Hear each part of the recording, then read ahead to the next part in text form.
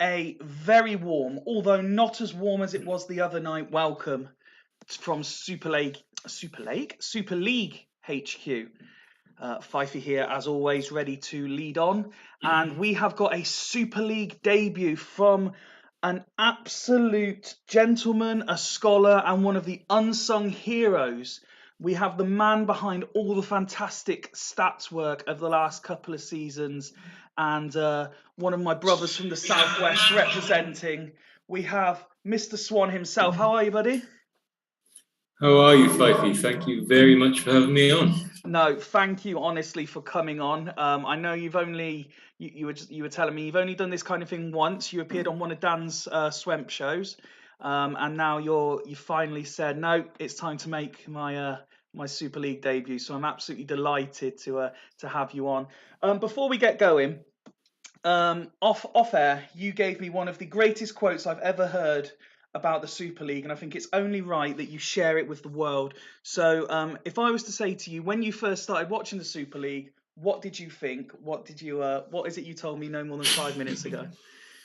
So yeah, I was just trying to give Fifey a bit of a background into how I got into the Super League, and I kind of didn't play Championship Manager at all since I was like 13, and then I got into Twitter, saw the Super League, and I genuinely thought I was watching the 14 like greatest players in the world at Championship Manager. I thought that's what the Super League was. So I was like, I got to get involved. I'm not good enough to play this game, but I'll be like the stat man or whatever. And then as the seasons went on and I got to know the guys a bit better, I realized that they definitely weren't the best players in the world. And it's just 14 mad bastards, basically. And I know, and like I got the opportunity to be a manager for a very short period of time, and I thought after I got to know the boys, one, lost one. I think your record is definitely 3 days. But I thought because of how like it felt like everyone took it like less serious than I presumed from the first game of the save, but the reality was that the boys do take it seriously. They are. Do. It means a lot. Yeah, definitely. They are.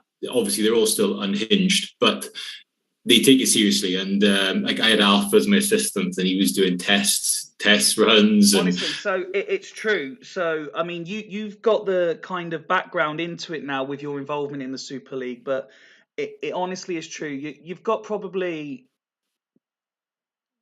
definitely 10, if not 12, like real characters within the 14 managers, plus everyone associated as well.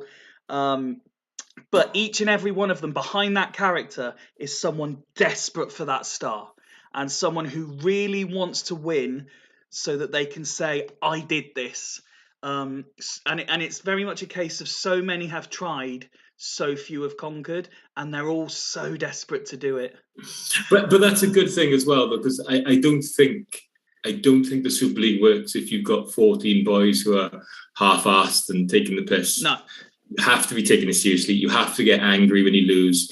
You have to be tamping when the chairman, puts a new rule in or whatever, because if it affects you and your chance of winning, then you're going to get emotional about it. And So what's not always seen, and what I've alluded to in the past is how different characters within the Super League work. So if I think back to when I was a manager, I every single time, and those who were hosting it and I would do co-coms can vouch for, I was a pacer all game long. Whether I was on comms or whether I was just watching it, I would be pacing up and down my living room until my game was finished. I could sit comfortably and watch everyone else's, but I was pacing for mine.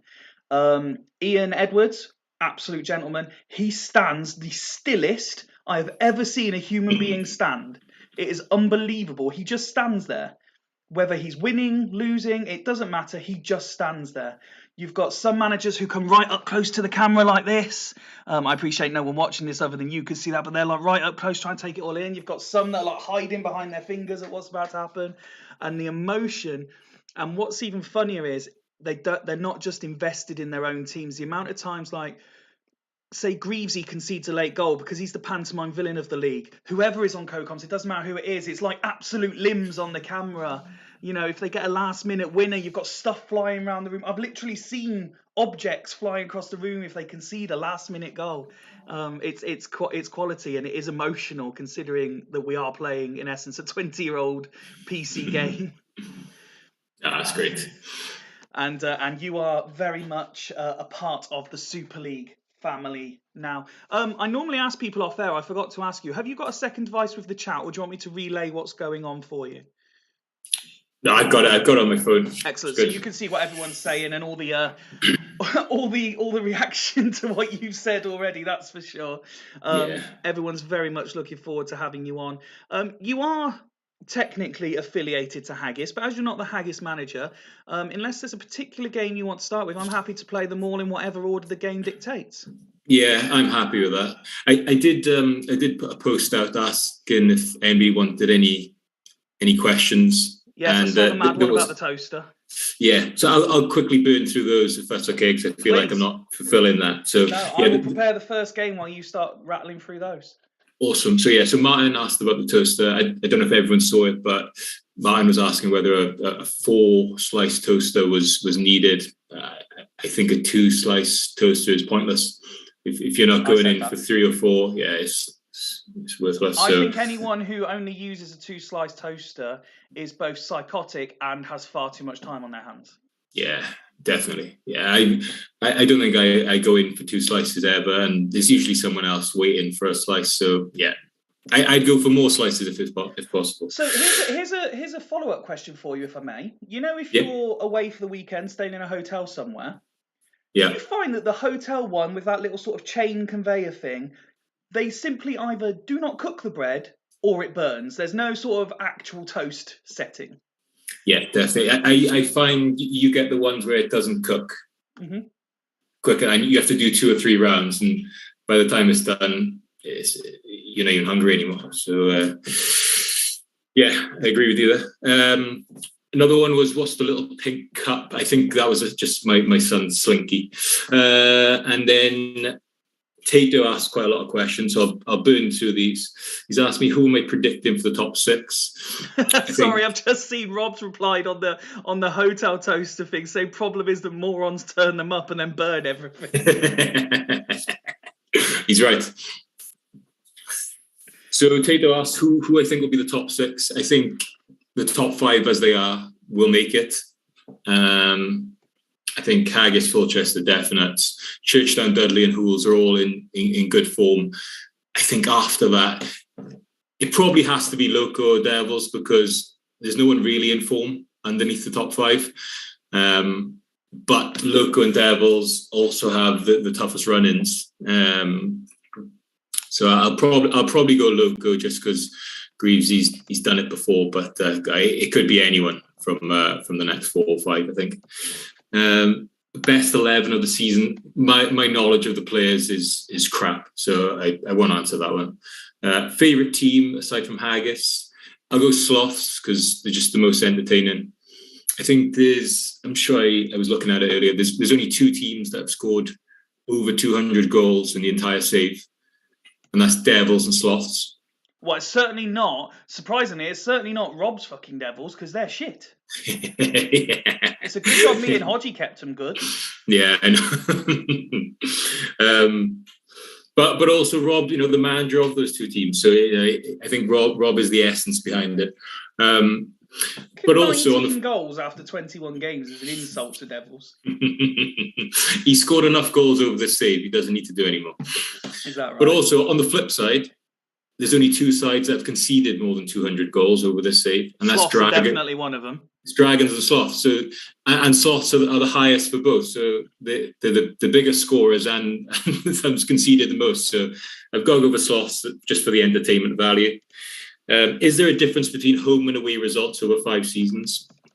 There is, as you'd expect. Home gets a lot more points. I think it's 1.5 points per game on average for a home team and 1.25 for away, which is probably a lot closer than real life. Devils and Colchester are the top two for home and away, but then after that, it's really random. Like Loco and Sloths are third and fourth in terms of home record, but when you look at their away record, they're 8th and 14th in terms of all the teams in the league. And then if you look at the away sides, the third and fourth best sides are Dudley and Hools, who are then 12th and 13th in the home table. So, and also I think Dudley and Hools are the only teams that have scored more points away from home than at home. So I hope that answers that for you, Tato. And the last one is, would you consider taking on a team in the future? I probably would in the future. I still don't think I'm up for the seriousness of it, but more than happy to help out where I can. Well, that was very well done indeed, sir, and leads us on nicely to the first game, which has been decided. We're actually going to start with Haggis. So tell us the truth. How much of this turnaround in fortunes is down to you being involved, and how much is it down to sheer dumb luck on Ian's part? I'd love to say that I've got some sort of input here, but it's nothing. It's absolutely nothing for me. Campbell brought me in. It was more of a laugh. I think he wanted me to Photoshop like really crap videos of Haggis doing well, but it's all him. I think with Haggis, they've never been like I'm happy for people to disagree, but I don't think they've ever been crap in this league. They've just been consistently, consistently like under par. I was looking at the last 4 seasons. The most consistent side, I think they've had 33 points twice and 31 points twice at the end of the season. And also, if you look at, if you take every team's worst season in terms of points and put it in a league table, Haggis are 4th in terms of like they come out the 4th best. But then you flip it and you look at everyone's best season, and Haggis are bottom by a long way.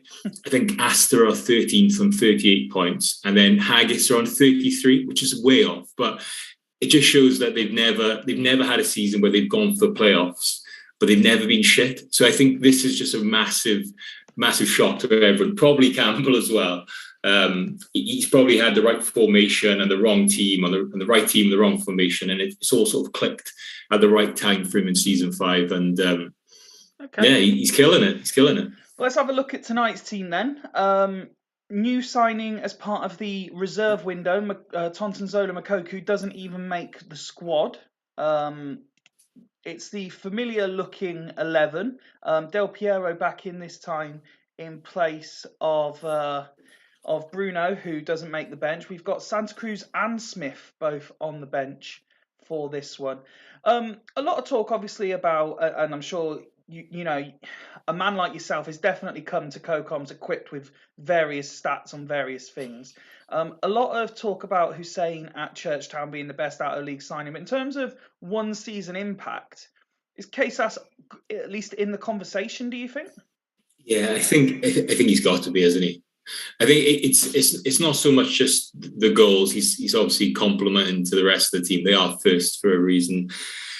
Apart from looking at that screen that you just had up, I can't really contribute that much. I'll be honest, Fifey. I don't really look at the player stats that much. That's fine. How many has Hussein scored this season? This season, Hussein is second at the moment on 12. Okay. And that's obviously on the back of he came in the second half of last season and got 11 in 16 as well. Yeah, I think you have to give it to Hussein overall, because I think when Dimble took over, they were quite a low-scoring team, and Hussein coming in has probably kicked in when they've started piling the goals in. I don't know. What about you, Fife? What do you think?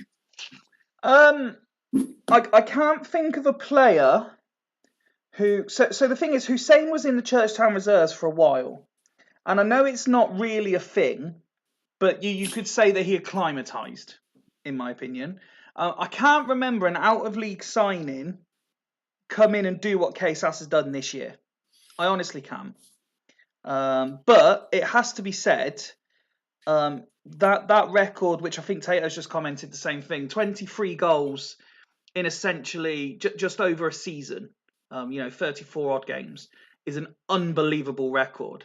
And Dimble deserves a lot of credit for getting the tactics so bang on that a striker that nobody else wanted is possibly the hottest commodity in the Super League right now.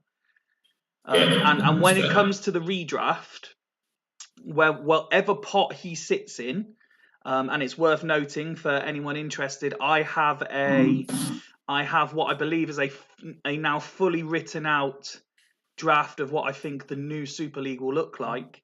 I think whoever he ends up at is either got a definite starting striker or someone who people will be bidding proper players for in terms of transfers.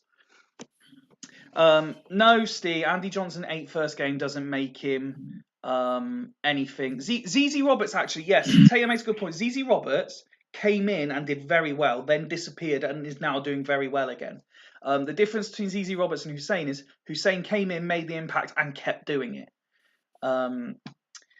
Back to tonight's game, and Bostock Stanley, who are hosting the current league leaders, are one of two sides tonight. I appreciate it's only 3, but it's 3 key players for them. One of 2 clubs tonight who are significantly missing players, with Churchtown being the other, from memory, which you'll see later tonight. So no Gonzalez, no Guigu, no Cafu, through injury and suspension. And Scott has mixed it up with the Bostock one at the back narrow fuck it formation. Now we've seen Scott play one at the back a few times this year, and it's generally Lasisi who gets the role, and he does very well. Decor and Live in front of him are as good as any partnership this season and for the last couple of seasons. 5 years on though, can he do it season 1? He never got the chance, Hodgie.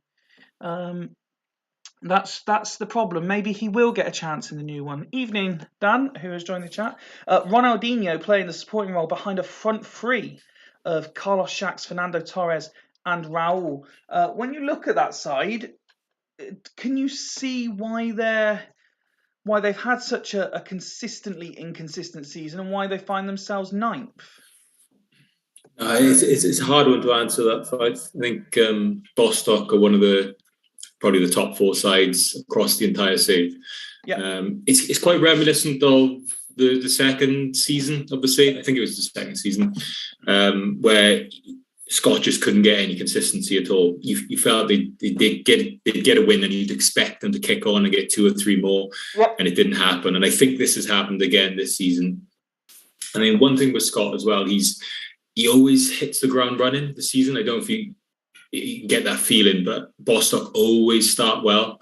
I think the last 2 seasons they were, 22 points, 26 points. I think I've got it here. Yeah, the first 13 games of the season. So first half, they're hitting over 20 points. So they're on form for contending for the title. And then the second half of the season, then I think I've got it here, 16 and 17 points. They finish the seasons with. So they tail off. They've got form that isn't really good enough for playoffs, but because they've had such a good start to the season, they've got that buffer that allows them to do it. Whereas this season, they haven't done that. So to your point now, I've got it up on the screen now. So they got 1 point in their first 4 games this year. Last season, 7.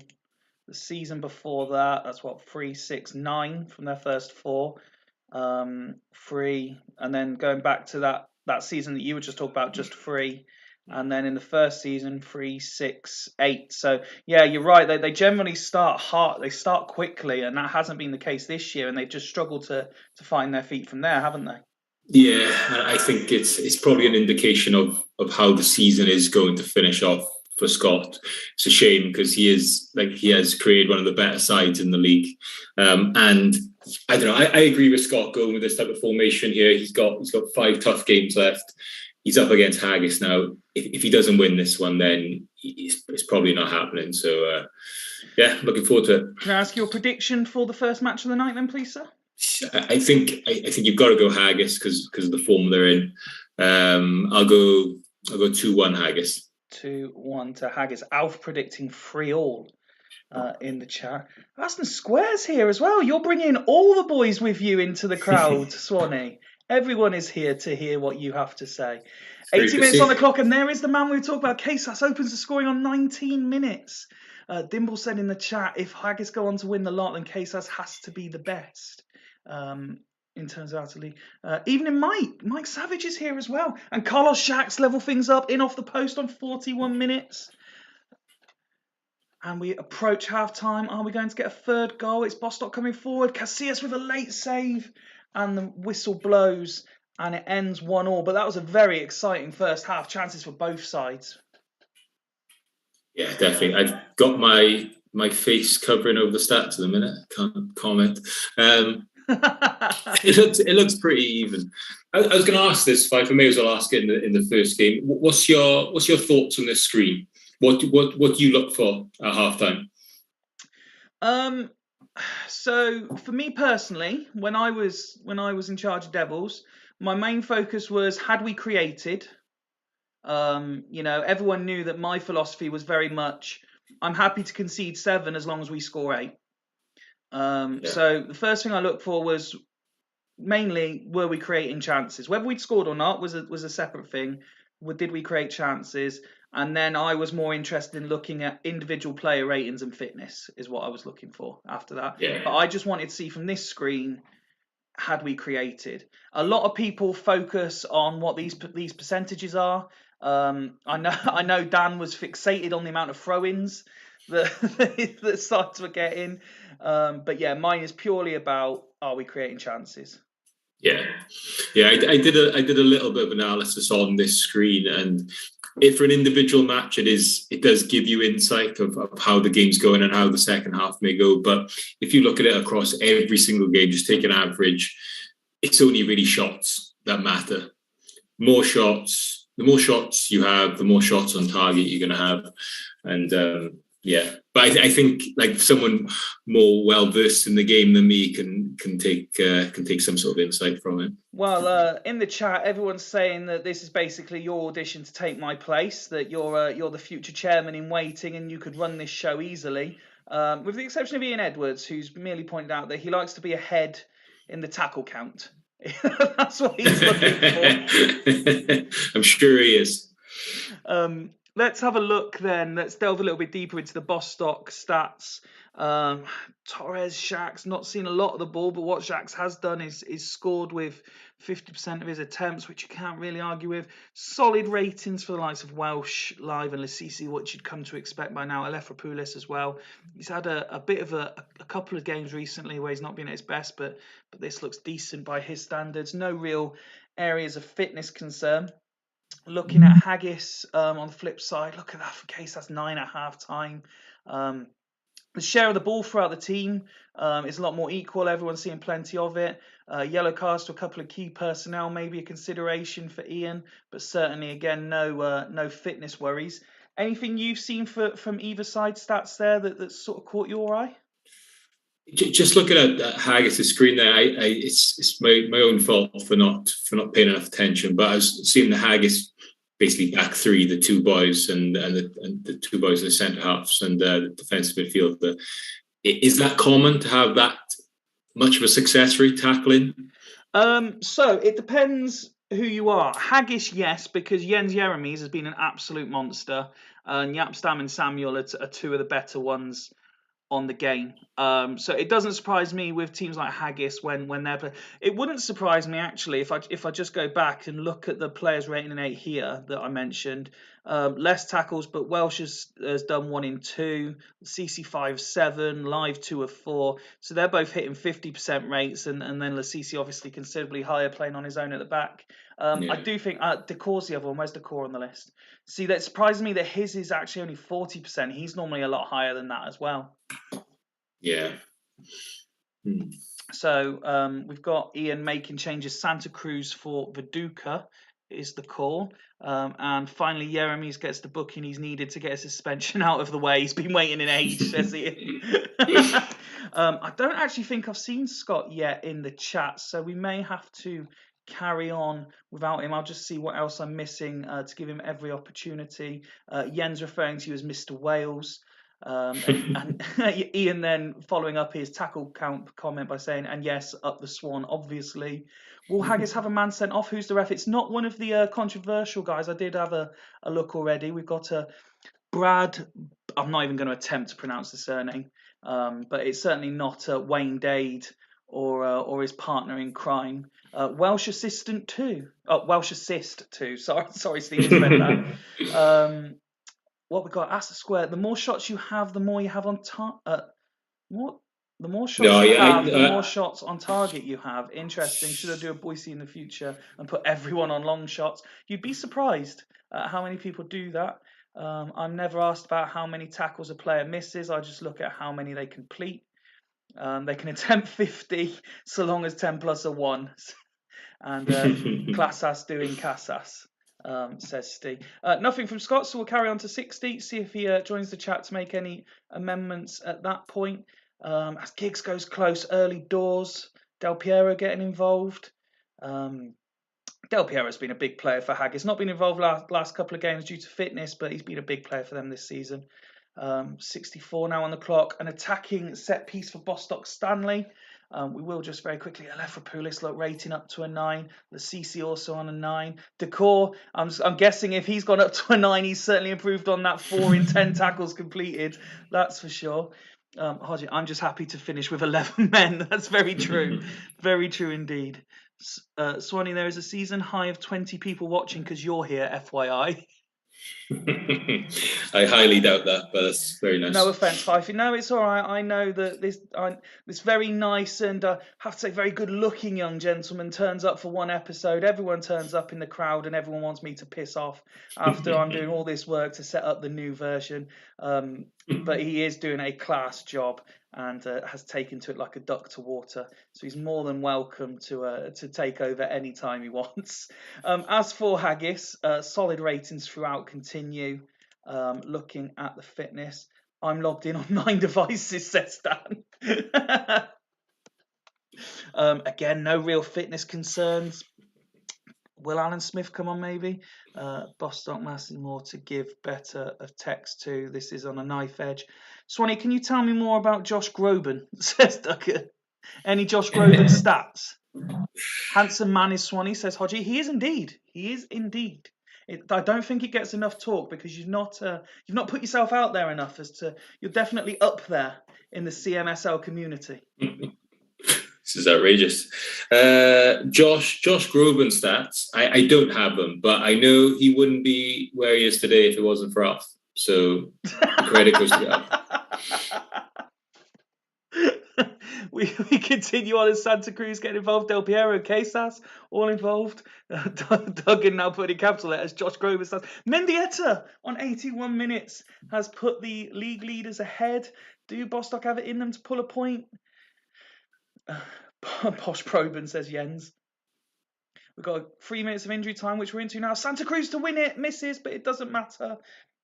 And Haggis run out 2-1 winners away at Bostock Stanley, and the juggernaut that is their season just carries on at full canter. A very entertaining game. Bostock just struggling by the fact that only 3 of their 8 attempts are on target. Haggis creating 13 attempts away at Bostock, 9 of which on target, scoring 2 of them. I formed Josh Groban's UK fan club. Met him a few times, says Alf. And that's the league leader shield wrapped up, says Macca. Evening, Macca. Anything jumping out for you from you asked about this screen and what I looked for. Having this on there, is it what if this is your team on the various versions of Swemp and Stemp and anything else that you've taken part in, or you are watching this with your Haggis hat on, what's jumping out of you from this screen? What are you looking at? Like I said earlier, it's I'm going for shots on goal, which tends to lead to more on target, which tends to lead to more chance of winning. I think the percentages that you get on the bomb, unless one of them is really high, like above 75%, I don't think it really means that much. Okay. One thing that is a bit weird with the match stat screen is the more yellow cards and red cards that you have, the more chance you have of winning. I don't know what that means in terms of the tactics in the background. Maybe being a bit tougher in the tackles means in general you're going to do better. I've never ever considered that, but I'm going to watch that the rest of the night now. Whoever's got the most cards is potentially creating the most chances as well. Let's have a look at the home side. It certainly wasn't an awful performance by their standards. Decor, I mentioned, he was on 10-4 in terms of tackles. It went up to 17-8, so it improved a little bit. That is Live there, whose rating ended up on a 9. Although that can only really be for what he's done in the air, because he's only got 60% tackling and virtually 60% pass. 50% passing and tackling. So it's not exactly amazing performance on his part. Alephropoulos did everything he could to keep his side in it. As for Haggis, again, as we said, strong ratings throughout. Stam 9, Jeremy's 9. Mike Duff there, man of the match with a 10 out of 10 performance. A player who, to be fair, has had a decent season in terms of ratings. Very consistent performer for this Haggis team. 4 goals and 3 assists so far this season as well before this game. I'm just checking. Yeah, and there's another assist clocked up tonight. He's been a bit of an unsung hero, hasn't he? Yeah, he definitely has. Was he involved much at the start of the save? I feel like he was in someone's reserves at the start, but I could be remembering that. So he started off at Astor, where he made a couple of appearances. Now I'm trying to remember how this panned out. Was Alf in charge season 1? I think Alf was in charge season 1. So he was in Alf's Astor squad, and then he was exchanged with Haggis.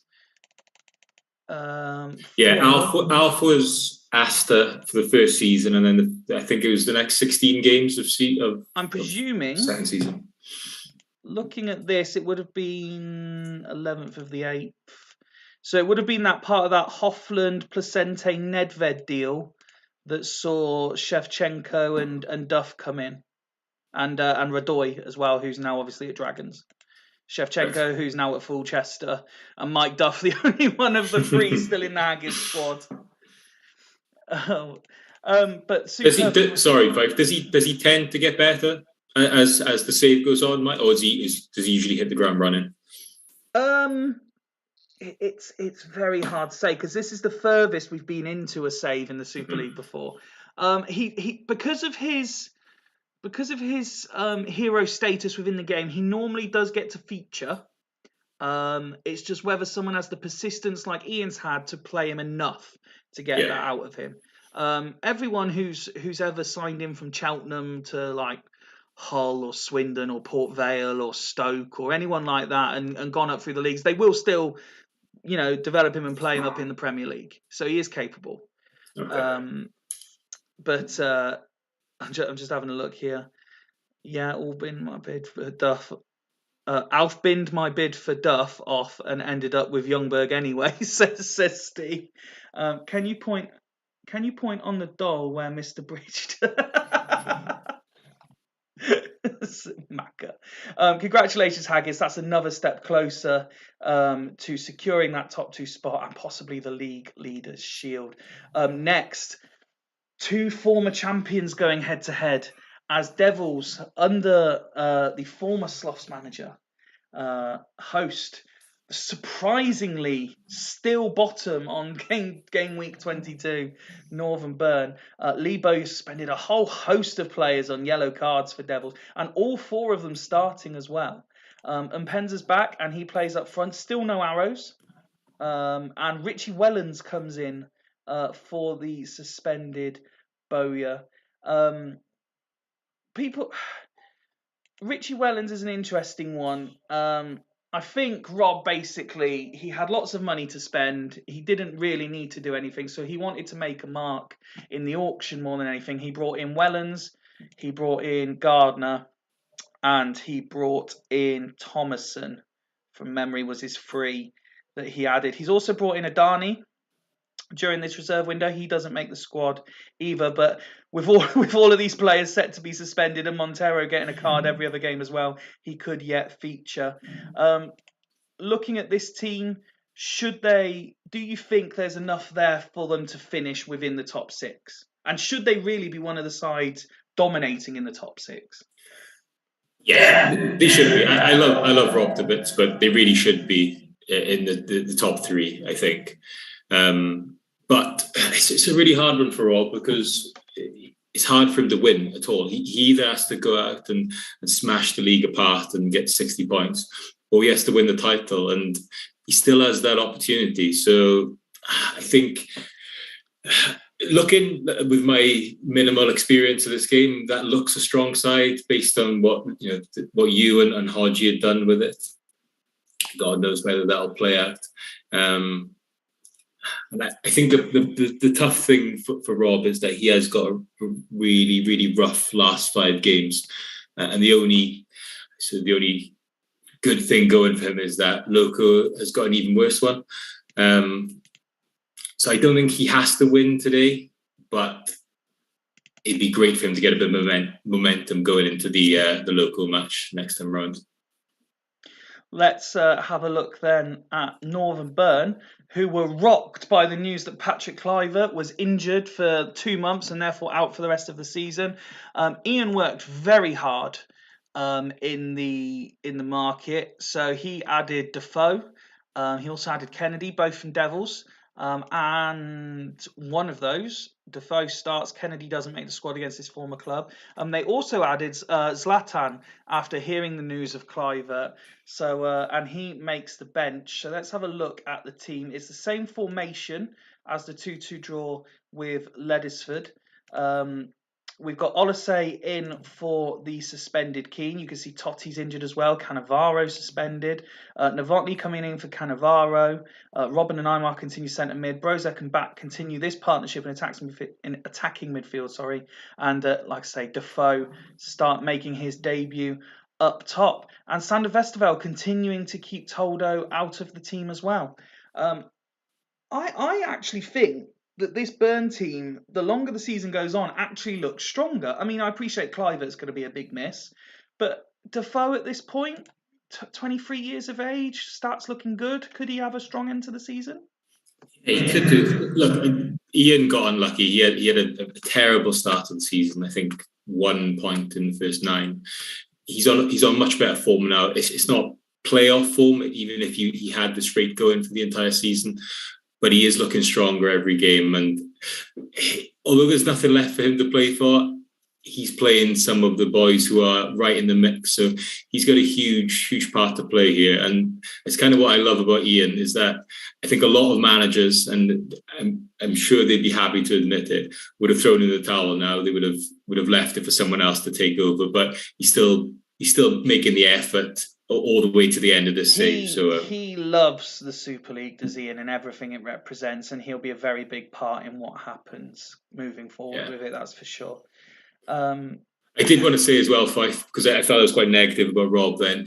Devils are also the only unbeaten away side. Obviously, it doesn't help him tonight because he's at home, but he is the only. Devils are the only unbeaten away side this season, so he is doing something right. Just needs to sort out what's going on at home, and hopefully for him that starts tonight. Score prediction then, please, for Devils versus Northern Burn. I'm going for 1-1. 1-1. Let's see if you are correct. Westerveld makes a save early, but Mpenza scores in 2 minutes off the post to give the home side the lead, and it's 2-0. And Vieira with his first goal against his former club, of course. Vieira. Mpenza with another opportunity. Devils all over Burn at the moment. They start to gain a bit of momentum. Defoe scores on his debut against his former side. Harry Kuehl with the latest opportunity for the home side. And there's Mpenza. We're only 32 minutes in, already had 4 goals in this one. And Devils looking for a fourth. There is it. And it's an Mpenza hat-trick in 40 minutes. And if ever there was a middle finger up to everyone that's doubted him this season after having a much quieter... So he scored 3 goals in 17 starts and then has scored 3 goals in 40 minutes tonight. Wow. Well, I said just before we started that he needs to sort his home form out, and what a perfect time to do that. Emil Mpenza making a statement ahead of potentially being in the playoffs, saying that he is not a spent force yet. Again, both sides creating chances. Northern Burn, 50% of theirs on target. Devils absolutely ruthless. 6 of 7 on target, 4 scored. Pass completion decent from both sides. Ian said he looks for tackles 1, so he's not going to be happy with that at all. And Devils absolutely dominating in the air. Need this massively, Devils, says Steve. Absolutely. Let's have a look at Devils' individual stats. Unsurprisingly, Mpenza rating a 10. You've got Vieira, Zauri rating a 9. Obviously, everyone's been clamouring for Rob to play Zauri, and he's finally showing he can do Nesta, performing very, very well. Also, no yellow cards, so no discipline to worry about for a change, and everyone fighting fit for Devils. As for Northern Burn, it couldn't look any different, could it, Swanee? No, it couldn't look any different. I'm gonna throw a stat out there now because I didn't think I was going to need this tonight, but it looks very relevant now. Okay. Northern Burn are the only side to have not conceded 5 or more goals in a game. Oh, Ian is not going to be happy you said that. He's not going to be happy. I'm just saying, what a time for me to have found that stat. So they're the only team not to have conceded 5 or more goals in a single game. So he needs to pull something out of the bag here to keep it as it is. Wow, says Duggan. Rob not making any subs, but he's asked for arrows on DMCs and AMCs. Crush them, make them suffer, is the word from the Devil's camp. Rob, are you happy with this, or do you want them to have longer arrows? You know, level 1, 2, or 3. It's entirely up to you. While we're waiting, we invited this lad on, says Ian. Sorry, Ian. I do love you, mate, but jeez. Do you? I don't know. I feel like I haven't noticed if teams score 4 goals in the first half, does it tend to kick on? It'll go quiet. Yeah. But yeah, Rob, I know I said that the match stats don't really mean much other than shots, but I think I'm sure there's like a threshold. If you've got like 75% tackling, the likelihood of you getting a win is super high. So it's playing true here. Duggan asking, Swanee, when the save dies, can we get whatever data set you've got reading this from? Yeah, I've got a spreadsheet. It's I'm happy for anyone to have it. I did track all the shots and like the match stat screen, but I have given up on that about halfway through this season. I've got about a season's worth of formation stats as well, which may be useful. Wow. But it just took too long to track that, so I binned that. But I'm more than happy to send that across to anyone who wants it. Very, very generous of you. Changes made by Burn, tactical tweaks by Devils. Let's kick off the second half and see if we can have any more excitement. And Aymar pulls one back. It's 4-2. Surely the comeback's not on. Mpenza, having absolutely none of that, scores his 4th goal of the night and looking for his 5th goal of the night potentially. They are running absolutely rampant at the moment. And Mpenza with another opportunity. Jens wants it. Yeah. Let's have a look. So still no yellow cards. So those four players who were all at risk are certainly not at risk now. Would you be tempted? I don't know how you feel when you play the game, but I mean, I would have been tempted at halftime. If he scored 4 goals, I'm bringing him off to make sure he doesn't get injured. Yeah, definitely. Yeah, what I normally do in a home save, I'll check that Wib Wob is still on. Get Mpenza off, put Roger Freestone up front, and just see the game out. Mpenza is coming off for Nicola Ventola. What have we got going on here? Richie fucking Wellens running the show, says Duggan. Wellens running the show as well, says Tato. Mpenza finding form now is just what Devils need, says Jens. Henri for Etu and 2 up top, Kuhl in AMC. So Thierry Henry also coming on. So clearly in no need for additional firepower, but Devils are really, really going for this to try and smash some records here in terms of goals scored. As for Northern Burn, I mean, somehow Sander Westerveld is rating an 8 despite conceding 5 goals. Yeah, that's a bit worrying. I was thinking then taking Mpenza off, but just looking at the league table, I think Duggan mentioned it in the group about how many times goal difference comes into play with that 6th place spot, and I think it's 5 of the last 6 seasons. Rob is behind Greavesy at the minute in goal difference, so if it goes down to goal difference again and it comes down to this game, then could bringing M-Pinzer off be a mistake? I don't know. Well, we've only got a couple of weeks until we find out. Is it allowed not to have a goalie on the bench suddenly? Who hasn't got a goalie on the bench? Have Devils not got a goalie on the bench? Do you know what, Jens? I didn't even spot it. I'll be honest. I didn't even notice they didn't have a goalie on the bench. They should really have a goalie on the bench, and it'll serve them right when Seb Frey gets sent off in 2 minutes and Northern Bone completely turn this around, which would be absolute scenes, and the reaction in the chat would be brilliant. Zlatan coming on for his debut in place of Defoe for Northern Burn. At the moment, absolutely no need to slow this down, although Burn continued to come forward, trying to rescue the situation a little bit. Devils maybe looking for a 6th goal. Can they get a 6th goal? 87 now on the clock. Void game cheat. Null and Void says Hochi.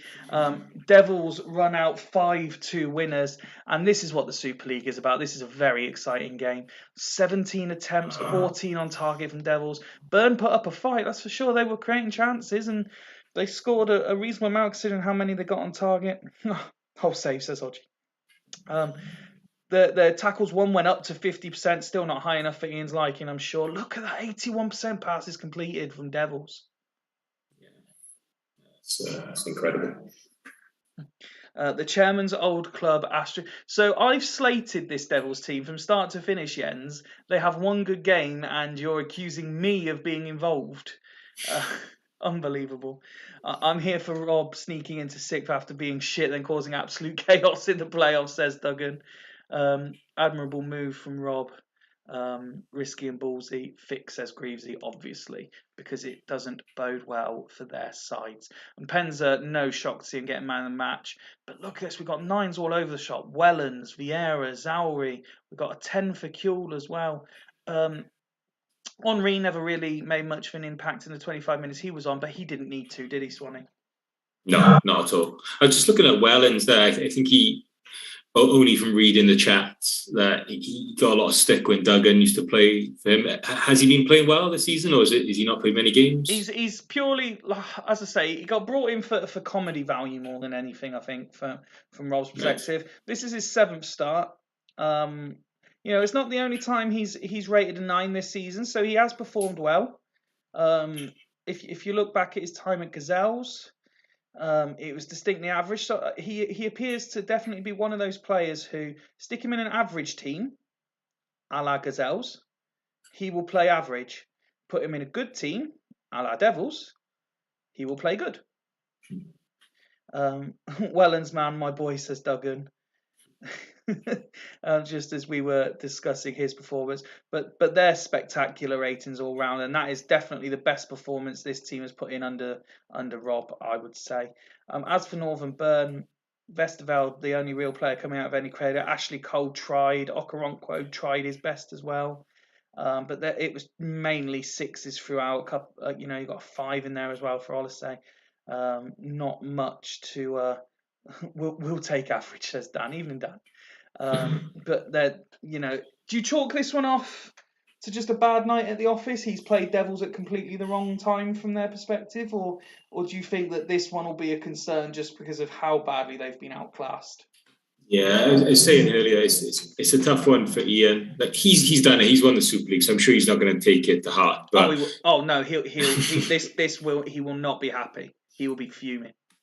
Burn have had like a pyramid this entire save. They weren't very good at the start. Then they became good the next season. Then they were brilliant, and now they're on the way back down again. Another good season, and now it's not very good.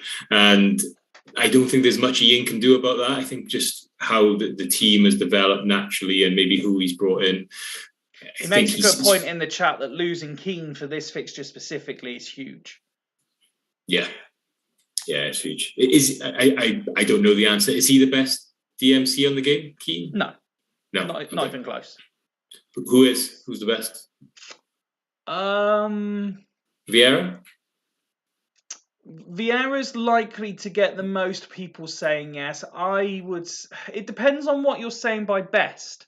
If you're saying consistency and ratings and stuff, then it would be Ndiaye. If you're saying stats, it would be Vieira.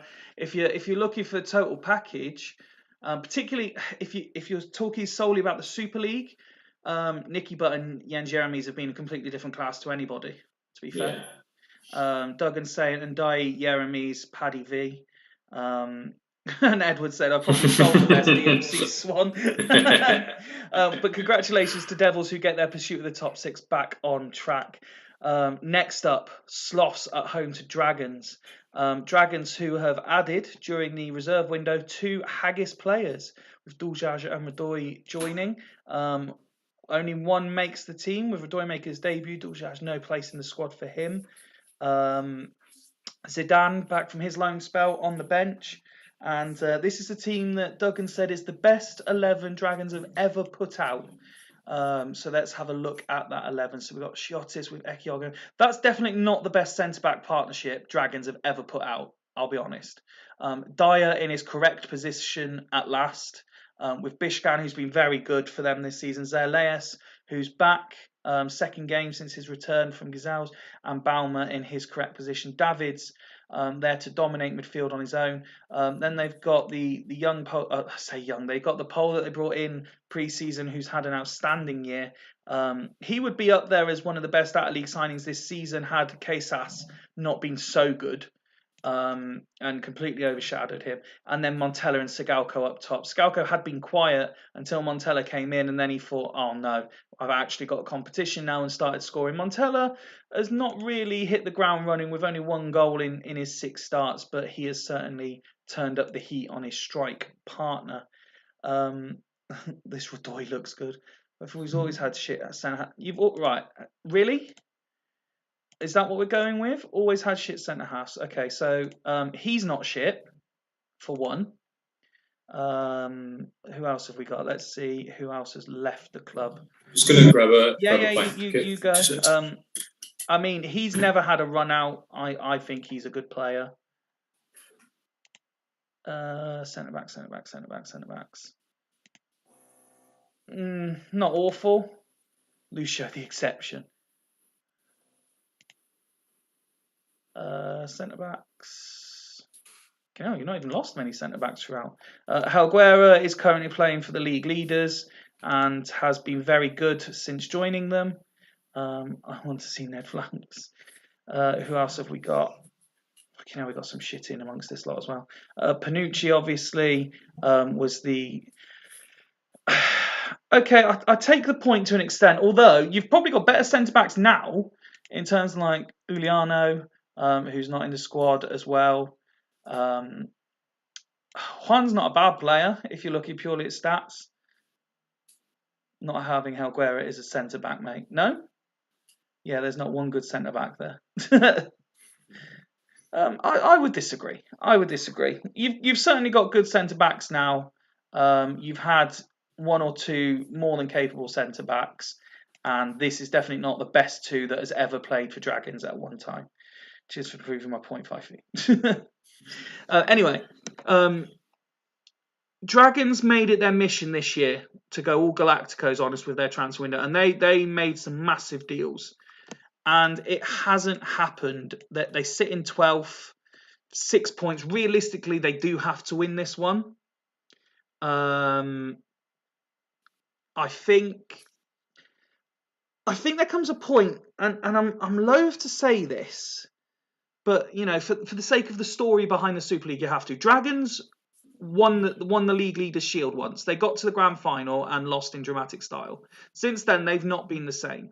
With the squad that they have at their disposal, they should be a lot higher in the league than 12th. And I think that given what happened with Gazelles, is there question marks over Duggan being able to do this in the Super League?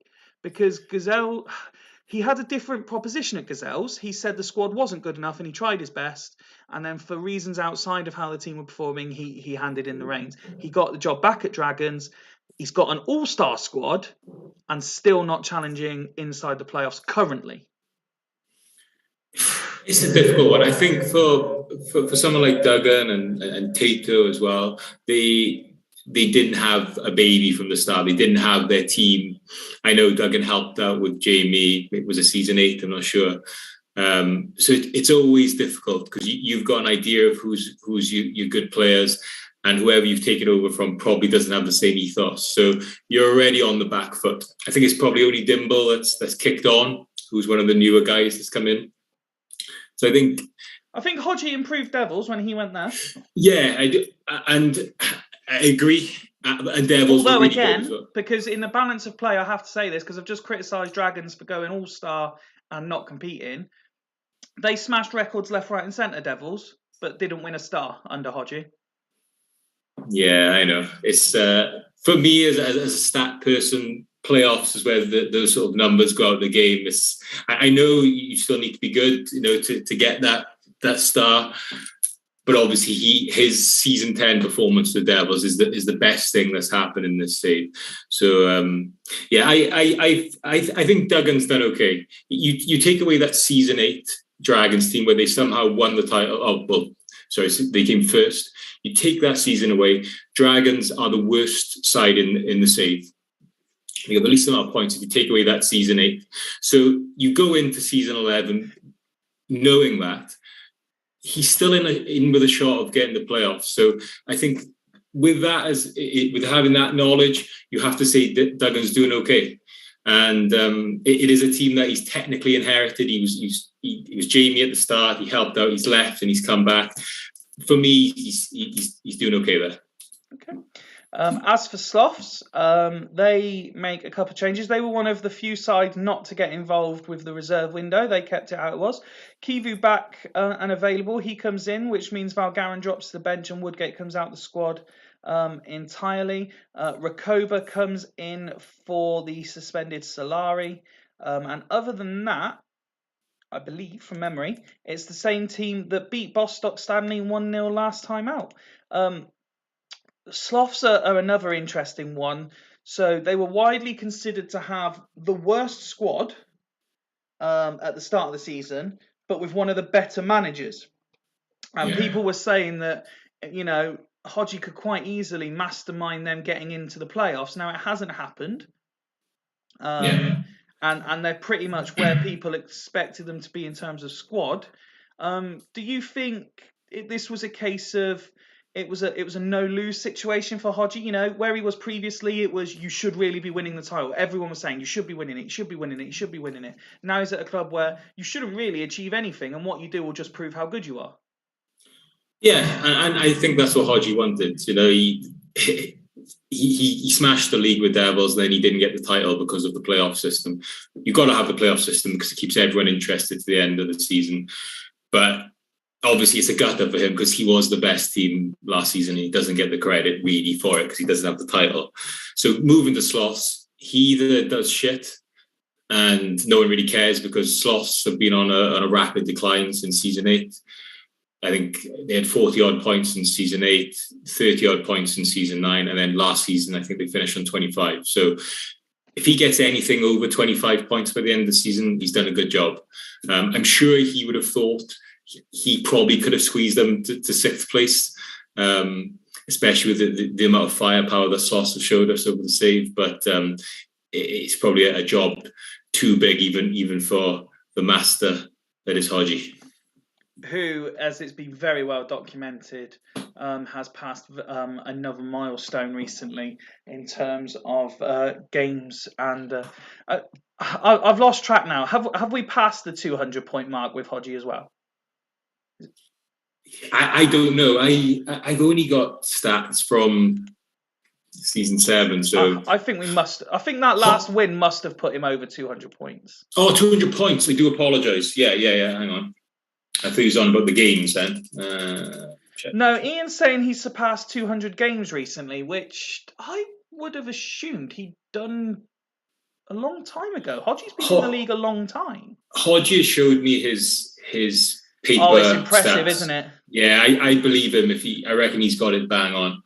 Let's have a look. Hodgie. To the point that he actually messaged me this week and asked for one from about 10 game weeks ago that he missed. I love that though. Yeah, he's on 202 points. He's only 2 points behind Maka. So that's still on. Who can end this save with the highest? Look, Fulchester aren't in great form. I'm sure that they'll finish strong, but there is a chance that he could take over by the end of the season. Okay. Your score prediction for Sloths against Last Chance Saloon Dragons?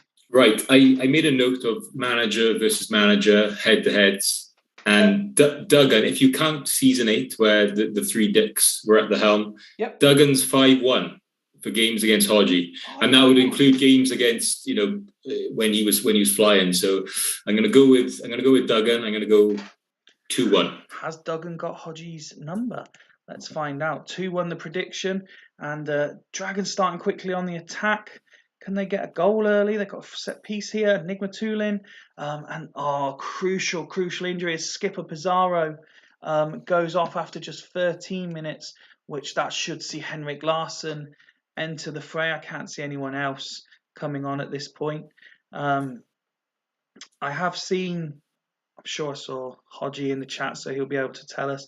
Pizarro is a massive loss, though. I was tipping him, regardless of how Sloss did, as a potential contender for the Golden Boot. So I genuinely believed Hodgie is the sort of guy that would get Pizarro played. Is I don't know well enough. Is Larson a striker or an FC? He's an FC. Okay. Is that his better position up top, or is he better behind? Different people all have different opinions. I would never play Larson here. I would only ever play him up front. Other people only play him in attacking midfield, and I don't understand it. He didn't play there in real life, and there was a reason. And it's a 5th goal of the season as Dragons take the lead on 23 minutes. Crucial goal for them, but Sloths, we know they have enough about them to get back in this. Although Dragons continue to build pressure, can they get a crucial second goal? It's not to be yet. Larson getting involved. 3 minutes to be added on at the end of this first half. The away side come forward again. And then Tolly gets involved and Radoy blocks another attempt. I think that one was by Larson. Dragons finish the half strong, fail to get the second though, and the whistle goes, and it is 1-0 to the away side, who have created plenty, have the lead, but you got the sense from the text, even if it's not represented in the stats, that they just need to be wary of Sloths on the counter. Yeah, I agree. Although he's saying that, I don't see Sloths coming back into it now. Not with Pizarro going off. Yeah, so it's going to be very difficult without the skipper, that's for sure. Both sides on very low tackle 1 percentages, and Sloths dominating in the air. Let's have a look at the individual stats. And as always, a man very similar to yourself loves a stat. Dan pointing out Larson on the editor has a 15 rating in attacking midfield, 20 rating as a forward. So clearly capable in both positions. Nick Matulin did pull off a string of fine saves. Understandably getting an 8 rating. Pat Zoglu, one of the ultimate Hodgie players, also playing very well. But you're right, they are going to struggle without their main man up top.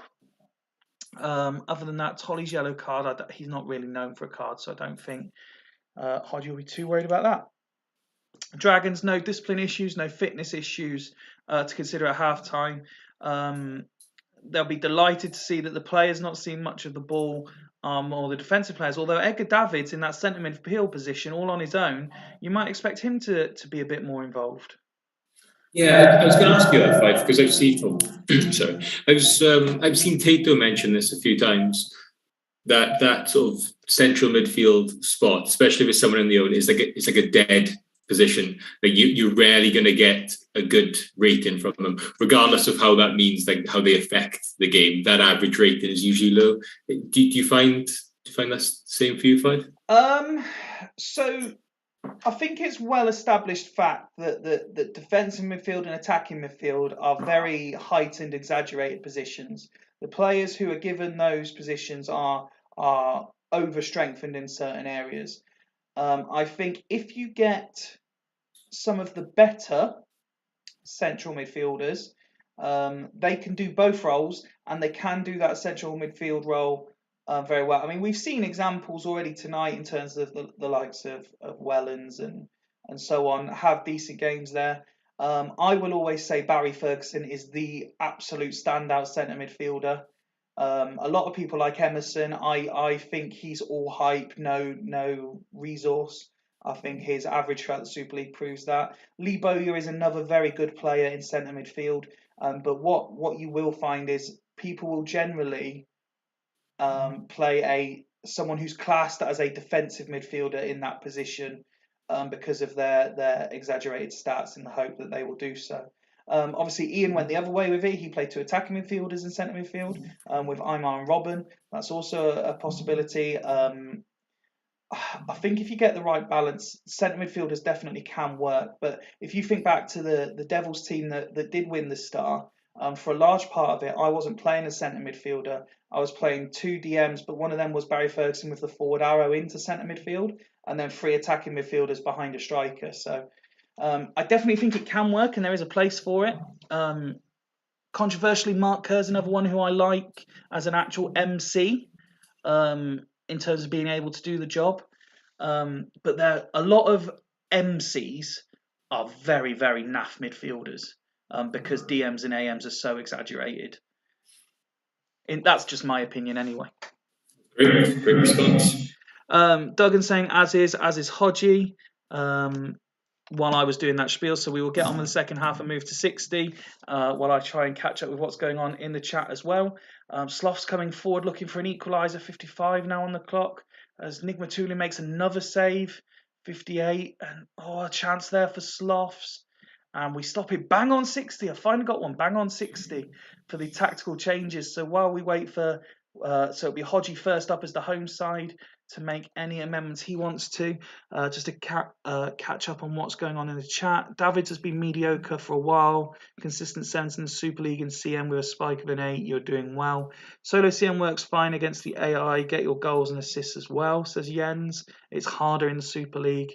Dan says it's the hardest position to fill, but you can overrun the opposition if they only play one. Baz Fergs is king, says Tato. Bowyer is the prince, and Jay Walks is the lord and saviour. Been telling Duggan to put him in DMC for weeks, says Wooder. Davids was integral to the Dragons' first place as a solo MC, never been the same since. And then Wooder accuses him of living in the past. And then Jens says, I always retrain Kerr to DMC, and Hodgie is keeping things the same. Let's have a look at the Dragons. Ratings remain solid. The sixes belong to players who don't seemingly be having too much to do at the moment because Dragons seem to be dominating. Scott did it at Chudley Jens. He was class, was Kerr. No real fitness worries at all. So I can see Duggan saying as was as well and carrying on. Would you be making any changes with what you've seen on the screen there? God knows. I think if I was Sloths, because I'm terrible at the game, I'd probably just push up as many arrows and people as I can in hope of getting something, because it doesn't feel like there's a goal coming for Sloths.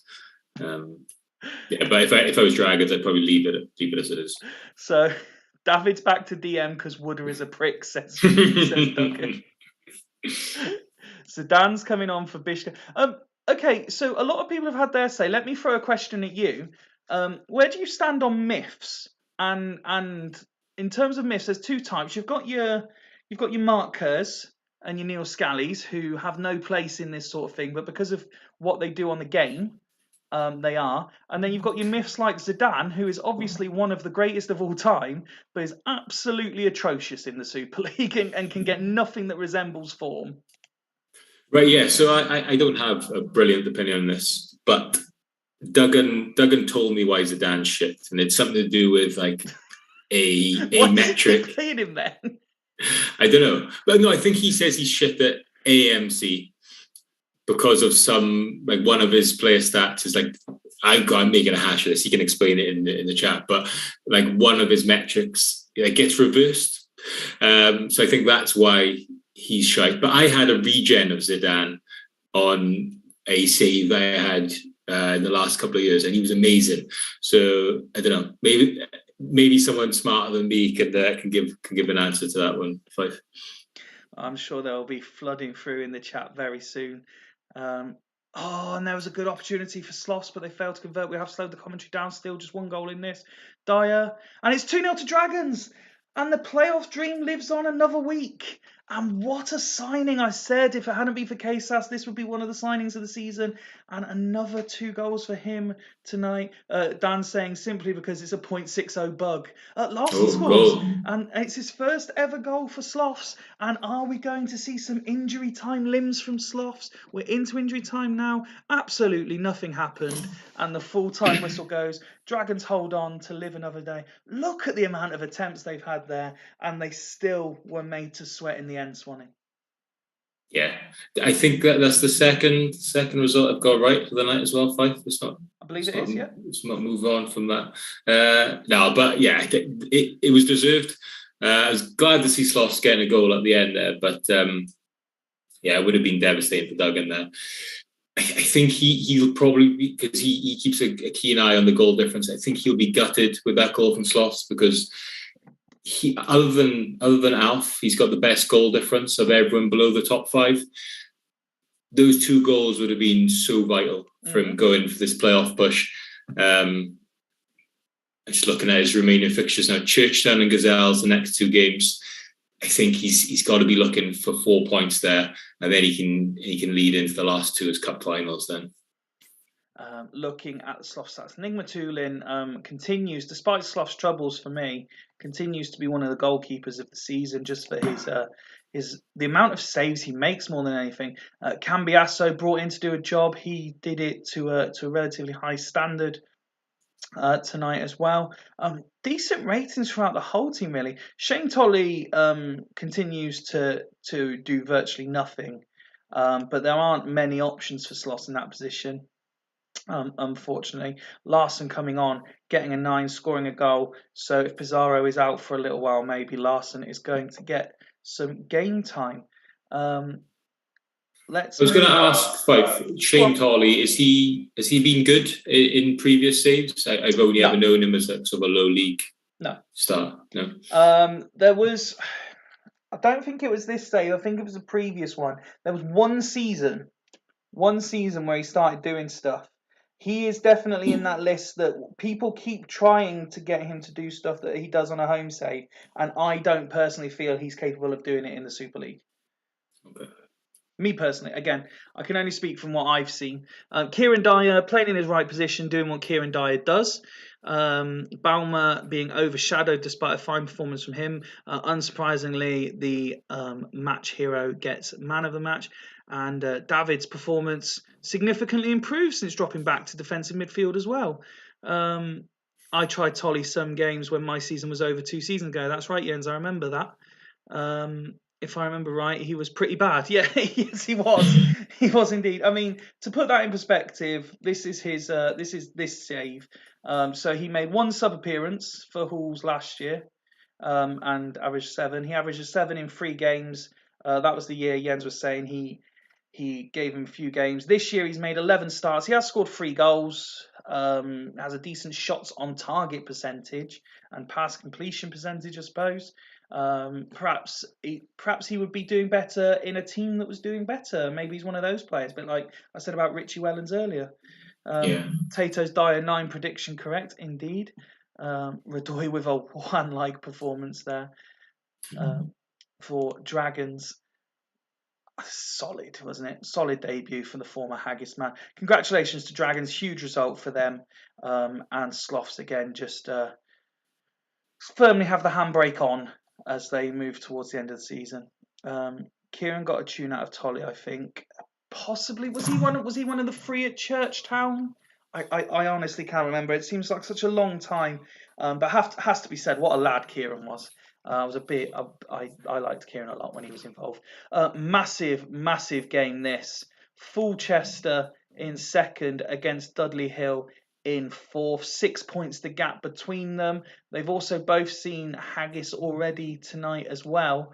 Dudley used the reserve window to bring in Castroman from Bostock and also Dario Simic from Haggis. And you will note that neither start, although Casterman does make the bench for Dudley Hill. Luca Toni back in the starting lineup. Up front with Sand. Roy Mackay drops to the bench. And Addo dropped completely for Kaladze in defensive midfield. Yeah, only going back to the screen before, did I see Nicky Ferenko as with Dudley? You did. And so it's the worst Nicky Ferenko anyone has ever seen. Right, yeah, because he was with Ledesford when I had my 3-day spell with them, and I can't remember who was telling me that they. Oh, there you go. So Campbell and Jens had him before, and I think he's been moved around. Yeah, so obviously Jens has given him a good goal. Campbell hasn't. There is that off the back of you've just had a crap Nicky Ferenko in the save, or is it to do with development and he hasn't been played right?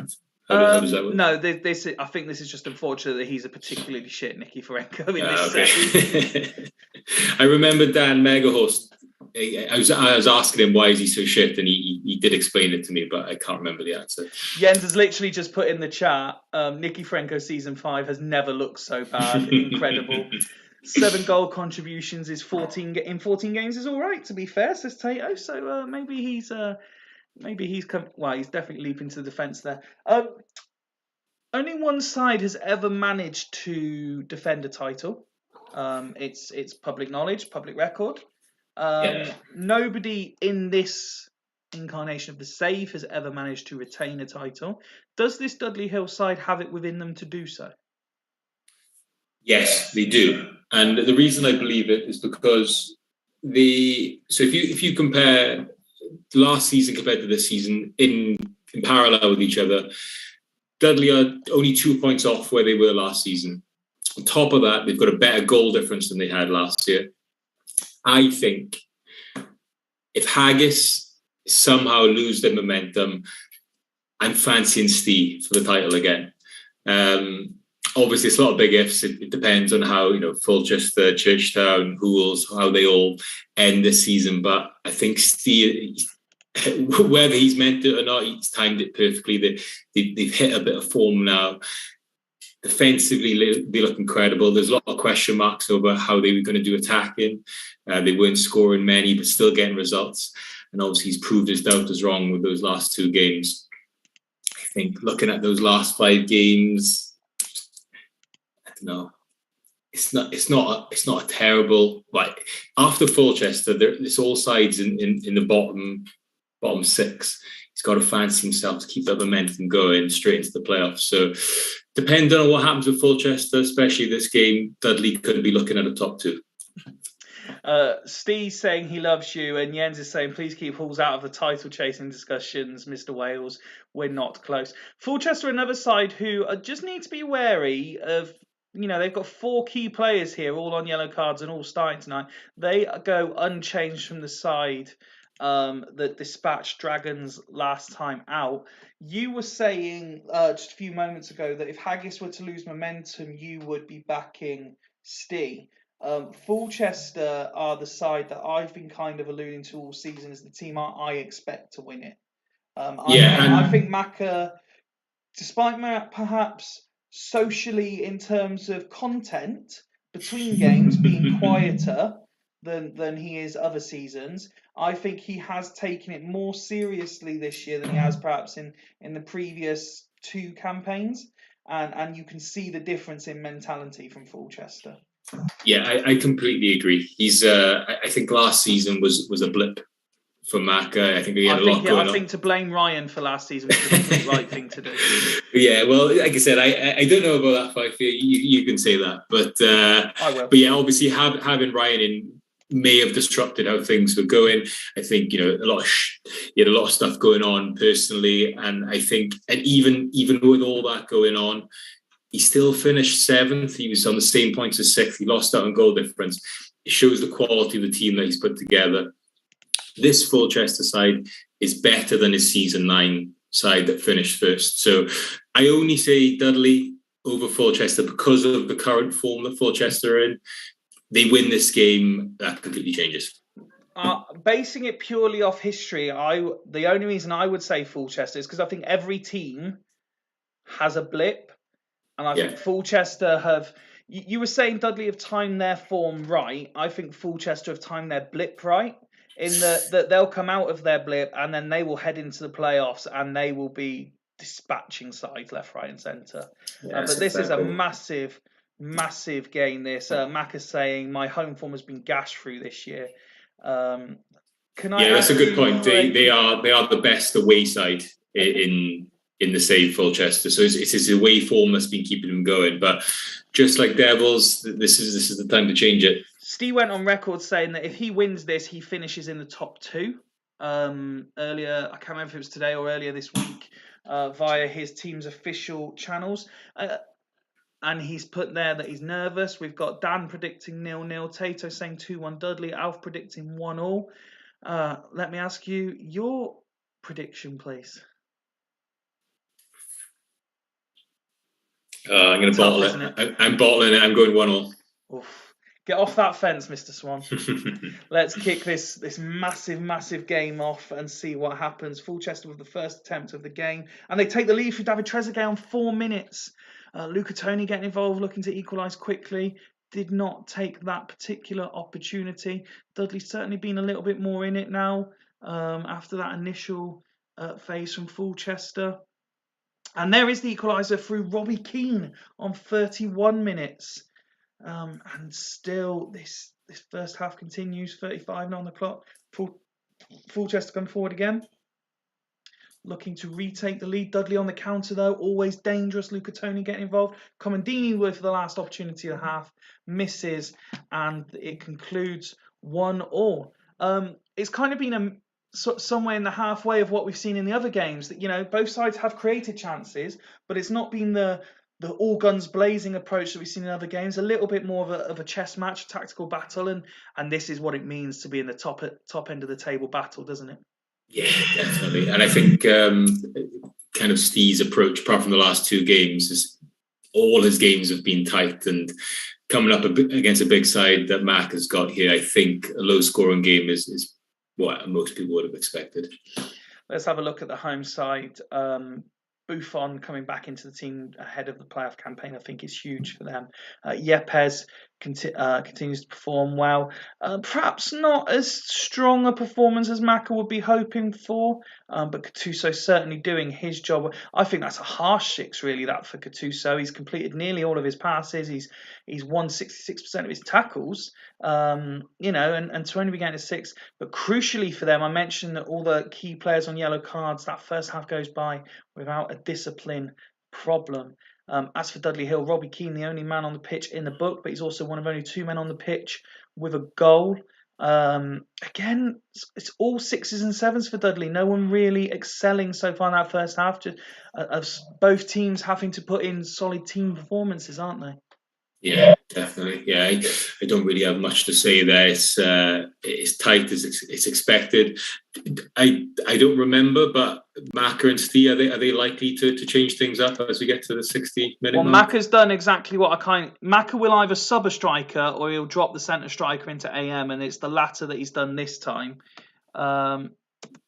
He does like to tinker with the attacking players. He doesn't often get too involved with the defensive players, but he does like to tinker with the attacking players.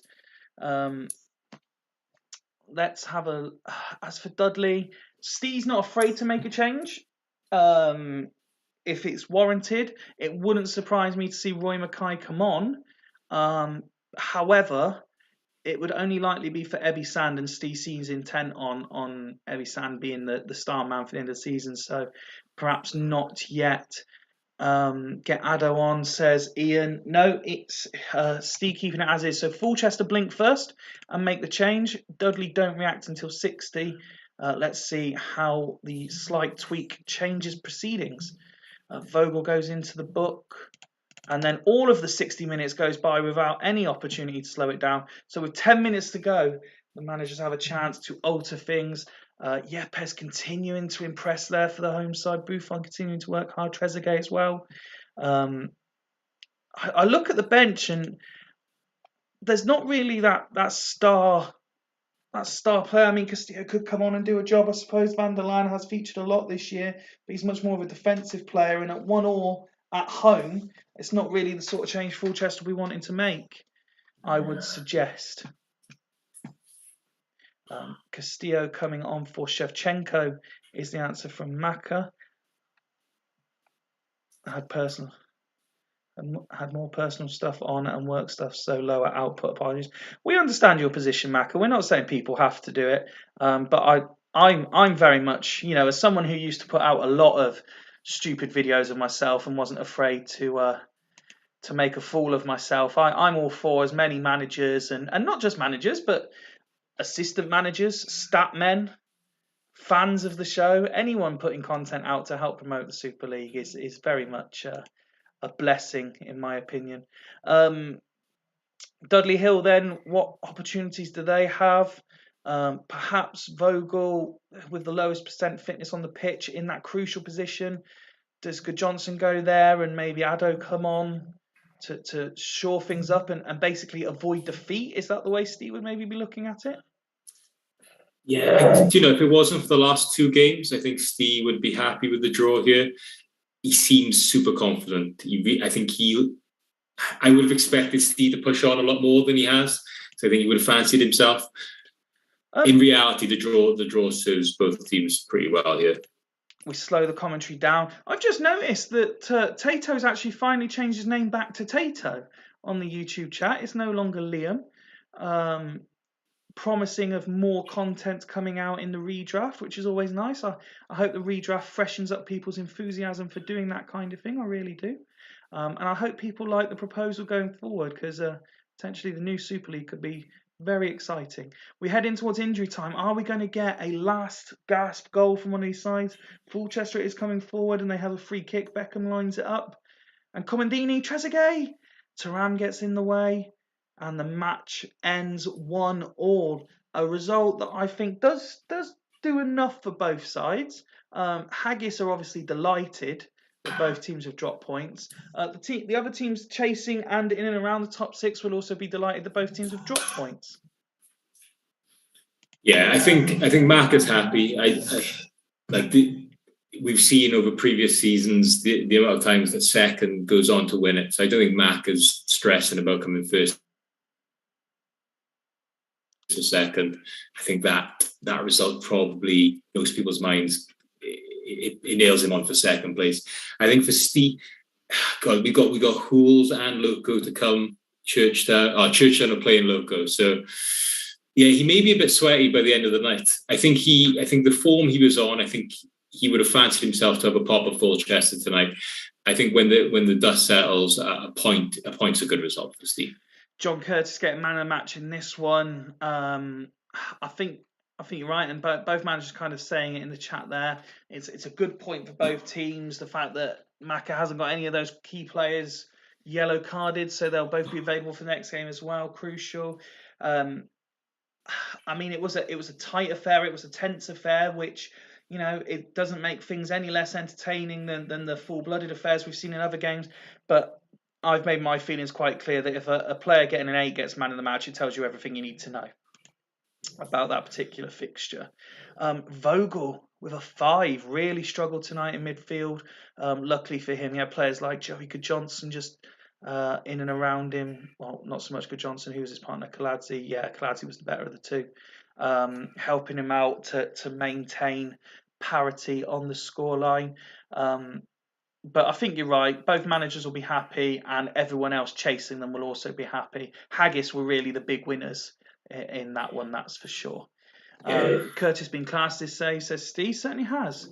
Maka nailed on for second now, and probable winner, says Tato. One of the Galacticos are back for the bench next game, says Maka. Curtis out of league side. I think he gets overlooked because he doesn't necessarily play as much. Last year he played quite a lot against Fulchester, but obviously they didn't make the top 6, so that overshadowed it. He's featured a lot less this year, performing just as well. He's certainly a capable player. You look at his actual stats on paper, He's perfectly capable of doing a job, and it'd be interesting to see what happens to him in the new save, whether he's considered a first-choice defender, a squad player, or reserve team fodder. We still have 3 games left tonight, so let's move on to Hull's Vikings at home to Leddersford Old Boys. Of course, Leddersford, the team that you sensationally came in, took over and left Swanee. Yeah. They've had to make a late change to the team because the manager didn't notice that Zé Roberto had a big red square next to his name. So Petkov plays in that position. They were very busy. They added 2 new strikers to their ranks since the last game. Joe Hiver, who I believe is on the bench tonight. And of course, Fucini makes his Super League debut in a tactic that looks a little bit, or in this case a lot, like that. Initial reaction, Sonny? I love it personally. I think Tato's a big advocate for the different formations. As a fan of the league, it doesn't bother me too much whether teams stick to a formation or not, but it does make it fun. I suppose only Tato can answer this. Is the change in formations all the time because something just it's never clicked for Tato in this save. Obviously, he's had it tough. He came in at Astor.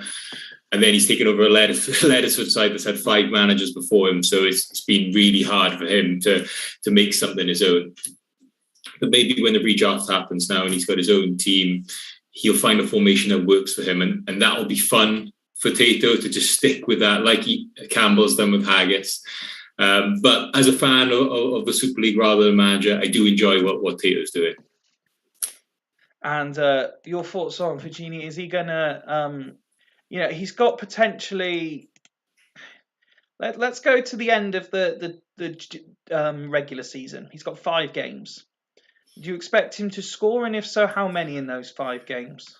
Look, my knowledge of the game is probably worse than everyone in the chat right now, but I think I can't remember where I said it, but Tato told me to get Fucini for the swamp. And he was the only good player I had.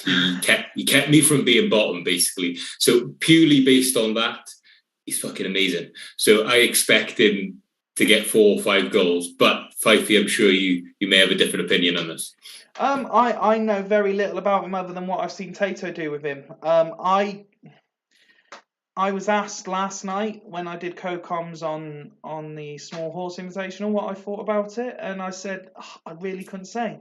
He could be one of these players who comes in and does an absolutely astonishing job, or he could be the latest in a long line of flops. It's very, very difficult to say.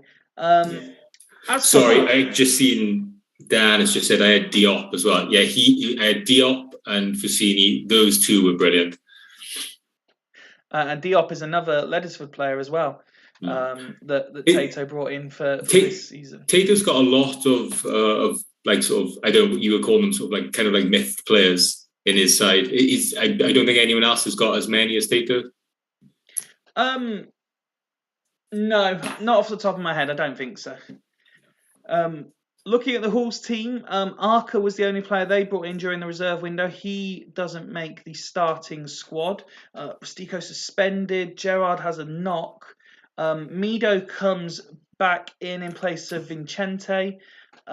Davis is in place of Gerard, and Campbell for Rustico. Other than that, the rest of the team remains unchanged from the number they did on Gazelles last time out. Halls find themselves in 5th.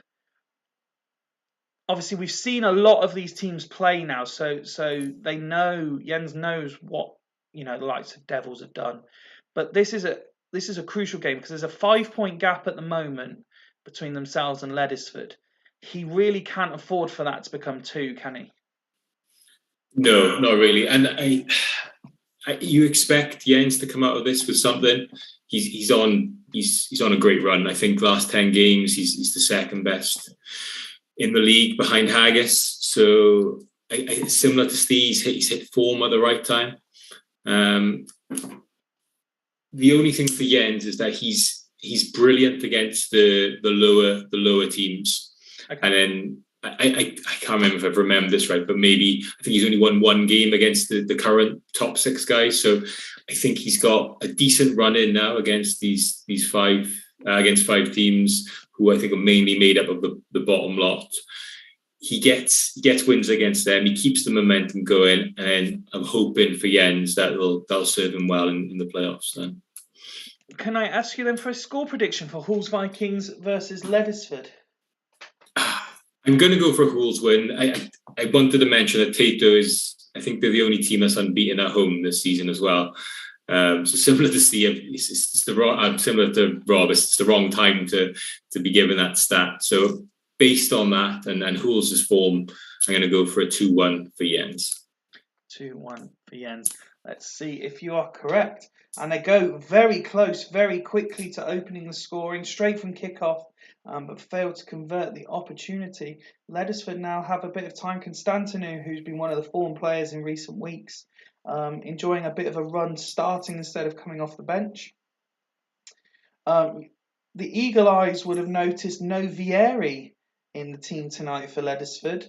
As reports surface, he may be on his way out of the club yet. And a crucial injury, Rayed, big Tato player, who of course has been away on international duty for some time, and now he is back and unavailable again. Etsabaria, the obvious straight swap there, but we all know what Tato thinks of Rayed, Swanee. That's a big loss for him, isn't it?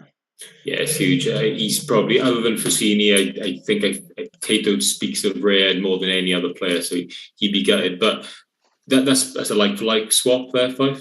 And Zizi Roberts, Tato's former man, opens the scoring for his current club, and a massive, massive goal for both sides as we get close to half time. And there is the whistle by Mr. Jeremy Blaney. Zizi Roberts then just after the half-hour mark. The difference between the sides, very, very even game.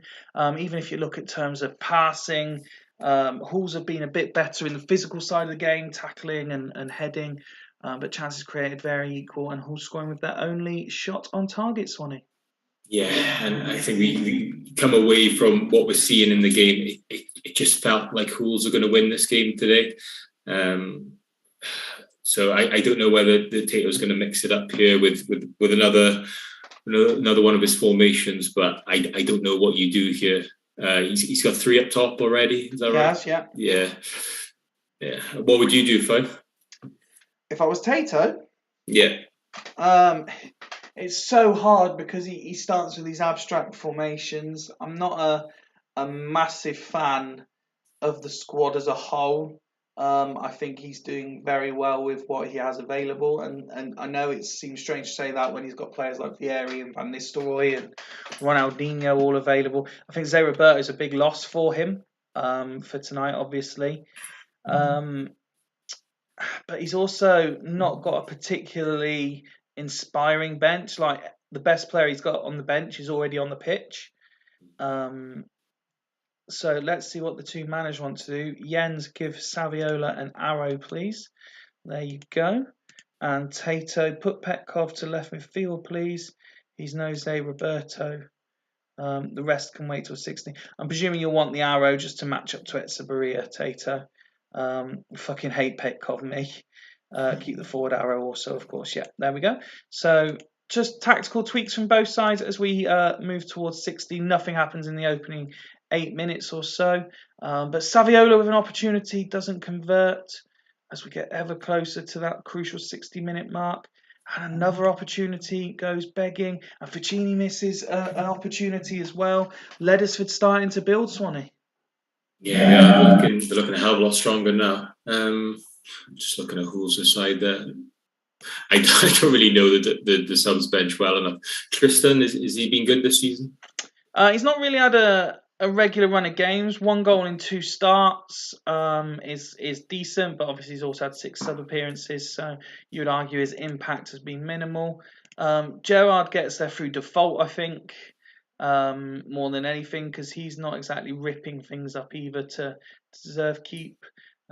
All players have heading attributes, and Baldini is a defensive player. Me personally, looking at this team, I would be keeping it as it is, because I don't think anything on the bench is going to have a considerably better impact than what's already on the pitch, even though some of them maybe starting to tire. Although, in fairness, looking at it, there's not really a condition I would be concerned about in there either. And Jens goes as is. As for Ledisford, the rating's not quite as high in terms of player performance. Fitness is actually considerably higher. I might be concerned that Neil Scally is the man on the yellow card. But again, there's not much on the bench to turn this around, because he's not going to want to bring on a debuting striker, I don't think, for any of these three at the moment. So yeah, I expect Tato to kind of keep it as it is as well. He's gone for GOP, but on for Constantine. Interesting that Constantine's being replaced. He's been in decent form of late, but there is the change, and we continue on and see if Halls can hold on, or whether Ledisford can get themselves back in this. And the substitute getting himself involved. Halls go up the other end. Oh my God! All the time flies past. And just as I slow it down, Contra scores to surely wrap it up for the home side. And that is massive in the entire complex of what happens in the top six. That is huge. Approaching full time. Saviola. Now Mido, but it rifles off the post. Van Bommel picks it up. Now Campbell, he's body checked. Free kick awarded. Davis to Contra. Still Contra, and now Hoffland. Perry makes the interception. Ledisford coming forward now. It's Experia. And they pulled one back. Petkov on 90 minutes with his first of the season. Do they have one more chance in them? No, is the answer. Halls hold on to win the game 2-1. And it remained both entertaining, but also very tactical and chess-like, as we said in the other game. Teams matching each other stride for stride, Swanee. Yeah, that was my favourite game of the night. I enjoyed that. I feel for Tato there, but I think Jens, his momentum was just too strong. He's been really good at home all season. He's on fire at the moment. There wasn't much Tato could have done today, I don't think. Let's have a look at that Hull side then. And despite victory, man of the match doesn't belong to them. Candea there with a 9. Another player who I do tend to highlight fairly regularly as a bit of an unsung hero within this Hull's team. Lots of 8s dotted throughout the team, which was huge for the home side. As for the away team, no dream debut for Fusini, and Dai picking up man of the match for his performance. Petkov had a decent game too, and lots of 7s in the end dotted throughout. So it was good by Ledisford, just not good enough, basically.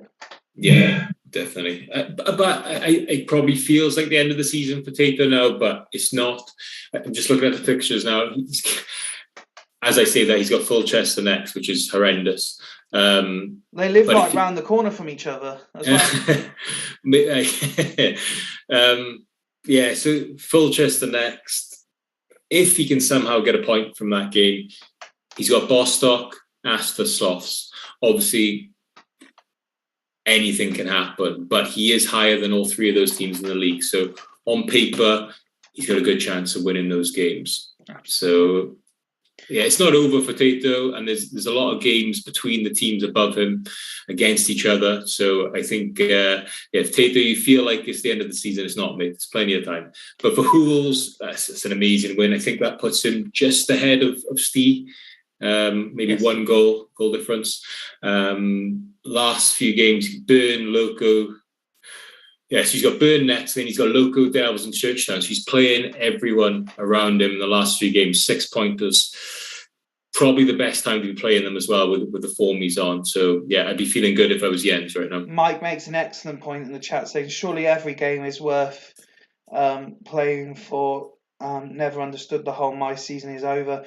Correct, you're always, as the absolute minimum, you should be playing for pride, and anyone who isn't doing so is only fooling themselves and cheating everyone else of the competitive division that we've built. At least you're confident, Swanee, says Tato. We move on to what I believe is our penultimate game of the night, Churchtown hosting Locomotive Boston. And boring Loco, with their ultra defensive tactics, have gone 3 up top tonight. They were very busy during the reserve window.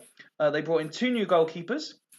Chris Kirkland makes his debut tonight. Landrew, former Gazelles player, he is on the bench, no place for Peruzzi at all. They also added Vasilyuk from Haggis, he starts. Palermo from Churchtown, he starts. And their out-of-league signing from the previous transfer window finally went through, as Ludovic Julich signed from Willem, and he also starts tonight in a completely new look Loco. Your thoughts to this, Mr. Swan? I love it. I think it's something that none of us would have expected. I know I'm part of the Haggis clan, so I should hate Loco, but I started watching I started watching Super League from season 7, which I think was Greaves' first season. Yeah. And he was like Stone Cold Steve Austin from the late 90s. I think he had a target on his back, lone wolf, everyone hated him. And I really got behind him. I love it. And I think since then, his team's been in decline. I think he's the only team that from season 7 to season 10 has got less points every season. So you'd expect and you him time that perfectly as Ian says, give us a stat to hammer how shit Loco are. Ian's I got a load of paper. He's everything that Ian's told me to say about Loco. So, but no, in all seriousness, if history was panning out as it should do, Loco should have been finishing on mid-20s this season. But you've got to hand it to Greaves. He's done something to turn things around. They're looking, especially if he wins tonight, he's looking strong for the playoffs. He's done it before, 3 out of 4 playoffs, 2 finals, 1 title. I'm especially seeing this formation. I'm loving it. So I mentioned at the start that Churchtown were missing key players, and you can see here Mendes de Silva suspended, Tomasi injured, Kaluzhny injured, Petrov still injured. It's limited their options in midfield, that is for sure, and that has led to Mendes, who primarily is a centre-back, playing in holding midfield. It's the usual formation. Due to all the absentees, Mild and Mendes playing the holding midfield roles. A couple of additions, I believe. So since in the reserve window, they brought in Harasimovic from Bostock, Balde from Fulchester, Guerrero from Bern. Balde is on the bench. Guerrero starts in that centre midfield position, but it's that triangle, isn't it, of Brujink, Agahawa and Hussein again that is likely to cause the most amount of damage to this Loco side, especially as they've got ultra attacking against a team who have had no problem scoring goals. Yeah, definitely. That front three has been epic for Dimble this season. I don't know how Mendes is going to perform in that position. Do you have any opinion on that, Fife? I'm not adverse to it personally. I've done it before. It's not ideal, and the thing is, I would have been more inclined to mix it up a little bit. But this is a formation that works very well for Dimble, and he's not going to sway from it. Yeah, that's fair. And I wanted to make a point of it as a Mon-Coms that Dimble's been brilliant since taking over Churchtown. He took over when they were 14th. They'd finished last in season 8. Since then, he's got a 9th position, a 5th position, and now he's got a chance to get 3rd or even 2nd if results play out his way. So I think you've got to give him a lot of credit. He's the only manager that's come in who wasn't in charge of a side from the start, who's really kicked on and made the most of the squad he's inherited. Correct. And he's banging goals in now. I think he's got the most amount of goals in the last 10 games. So I hope for Dimble's sake that the momentum kicks on for him and he's in the playoffs. Let's move to Game Centre then and ask you for the penultimate time this evening a score prediction. I've done pretty well tonight. I'm have. I've seen that you've also told Alf that you'll bring back the prediction league next year on the basis of how well you've done tonight. Yes, I know. I got the spirit for it again now. To be fair, a few boys have messaged me saying they enjoyed it, so I will do it. Whether we put a bit of money on it, or we just do it for fun or for charity, I'm definitely up for it. I'm going to go for. I feel like it's going to be a high scoring game. I'm going to go 3-2 Loco. 3-2 Loco. Lots of talk about centre-backs being able to play defence in midfield and what they would need to do so in the chat, particularly by Dan and Tato. Loco going close to opening the scoring. Now Hussein with an opportunity, diving header it looked like, but he failed to convert. Again, Vasiliuk getting involved for Loco on his debut. It's nice, given that the opportunity was there to mix your squad up again with reserve swaps. Loco have really gone at it and mixed it up and actually played some of the players they've started. Max Tonetto, who I saw the guys were talking earlier, he's up there with the greatest out-of-league signings on this save. He's ending the season in a bit of disgrace with a red card in such a crucial game. Looking at the subs, Del Vecchio is almost certainly coming on for either Palermo or Facilia. Or then again, Greaves has not been afraid to replace Crespo. Might he leave both his debuting strikers on to make an impact? Yeah, I wouldn't know where to go from there. Can any of those three drop back, or are they all out and out strikers? No, they're all out and out strikers. Right, okay. If you were to drop one of them, you would probably say Crespo, and it would be a complete disgrace to have Crespo wasting his talents out on the left wing. It will be one of the three dropped to left wing, but they'll also be replaced by Del Vecchio. I'm just not sure which one. I have a sneaky suspicion, sorry, that he will pick Crespo, just because the other two are making their debuts. I feel like I haven't seen him in the chat for a while. He'll be still about. Oh, there he is. There he is. Julie to left, Zanoni to the right, Veron centre with Arrow. Okay. He's going for it. I like it. Keeping the three up top despite having 10 men. Obviously, Dimble, you get the opportunity to change anything if you want to, although I'm sure you will not be again swaying from this formation that has done you so well. But if you could just confirm that you're happy to play on, please. I think I can be back in 2 seconds. Right? Yeah, you take your time, pal. No change from Dimble, so we carry on towards half-time. Still no goals. But and there's Agahawa taking full advantage of the extra space. And another red card. Loco have had a second man sent off. Veron this time. And suddenly, well, they can't keep three up front now, surely. They have absolutely no midfield left. Again, Dimble, please consider any changes you'd like to make. We've still got 10 minutes to go till half-time. Dirty bastards indeed. I'm here for the fans, Tato, says Greavesy. You can't retract that. Play on, nobody needs a centre mid, says Tato. I'll bloody teach him to attack. Arrow on Petit's going for it. I like it, Greavesy. Crespo to centre back, says Alf. So we carry on.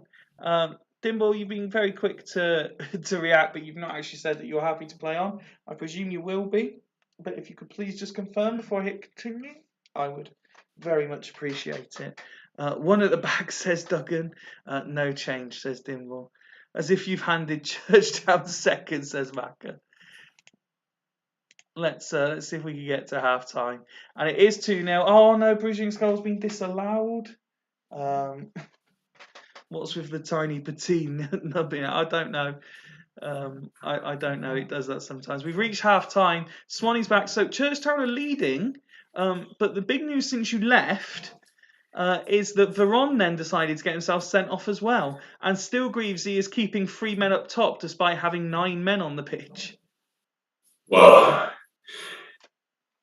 It's Has that ever been done, Fife? Someone keeping 3 up top with 9 men? No. Let's have a look at these red cards. So Viana tried to hold up the play. Tonetto hacked him down with 2 feet and was sent off.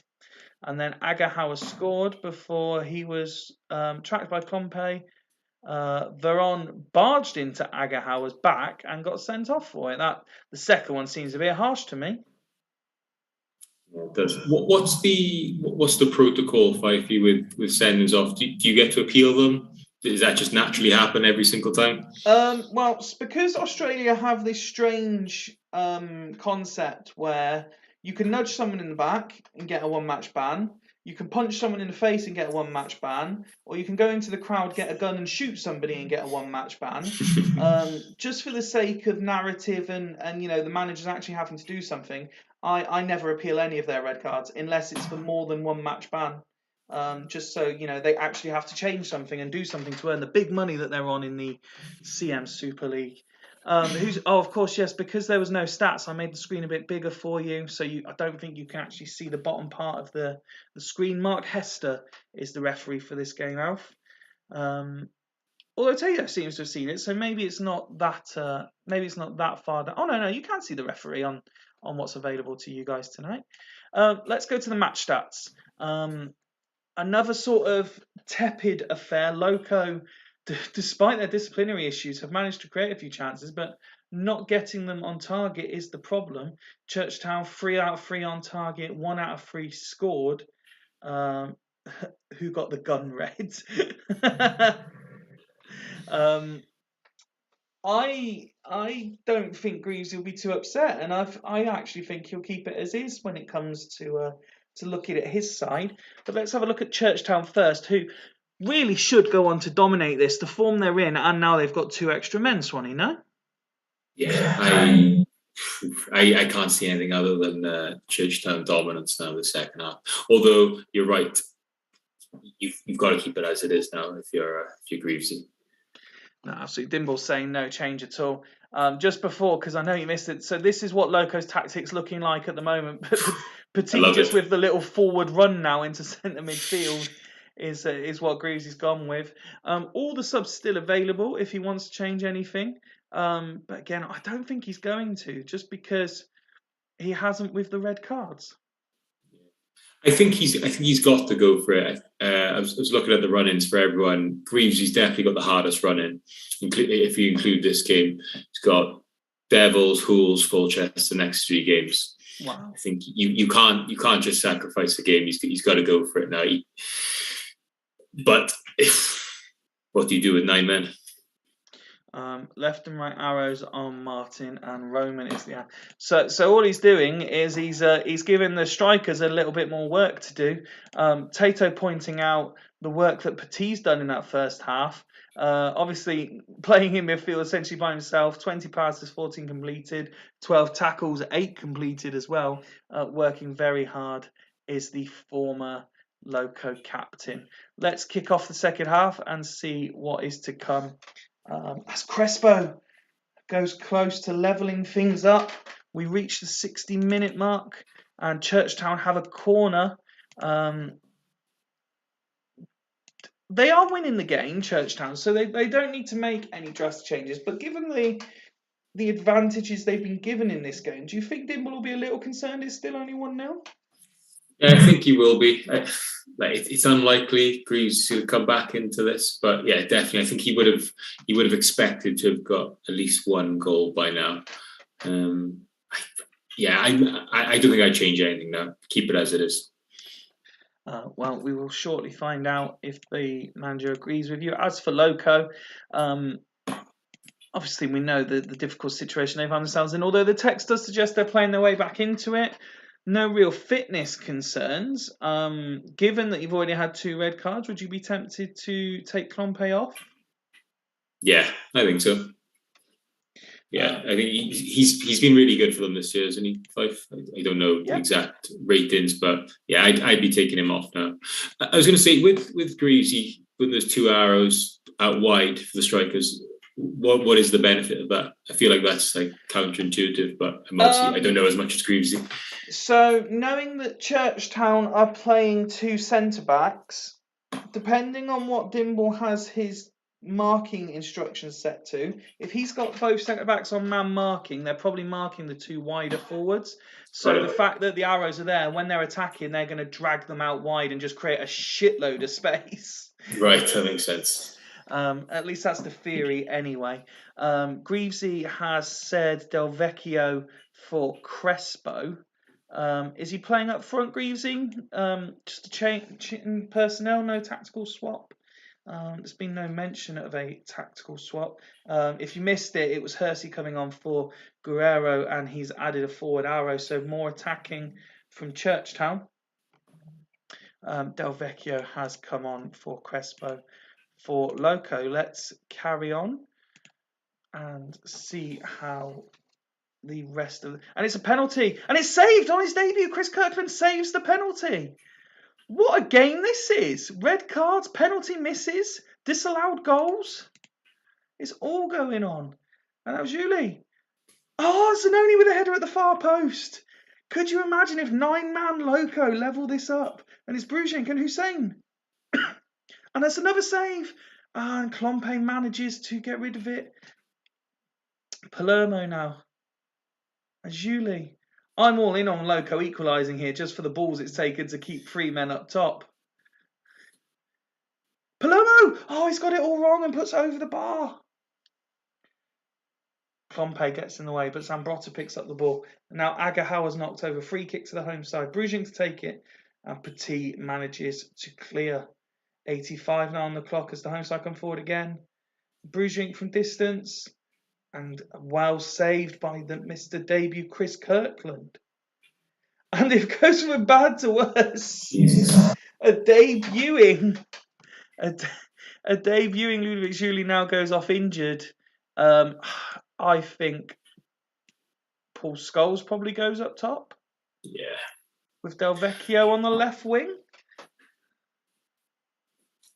Got a feel for Greavesy here. He's obviously, he had his tactics right, probably, without the sendings up. Completely agree.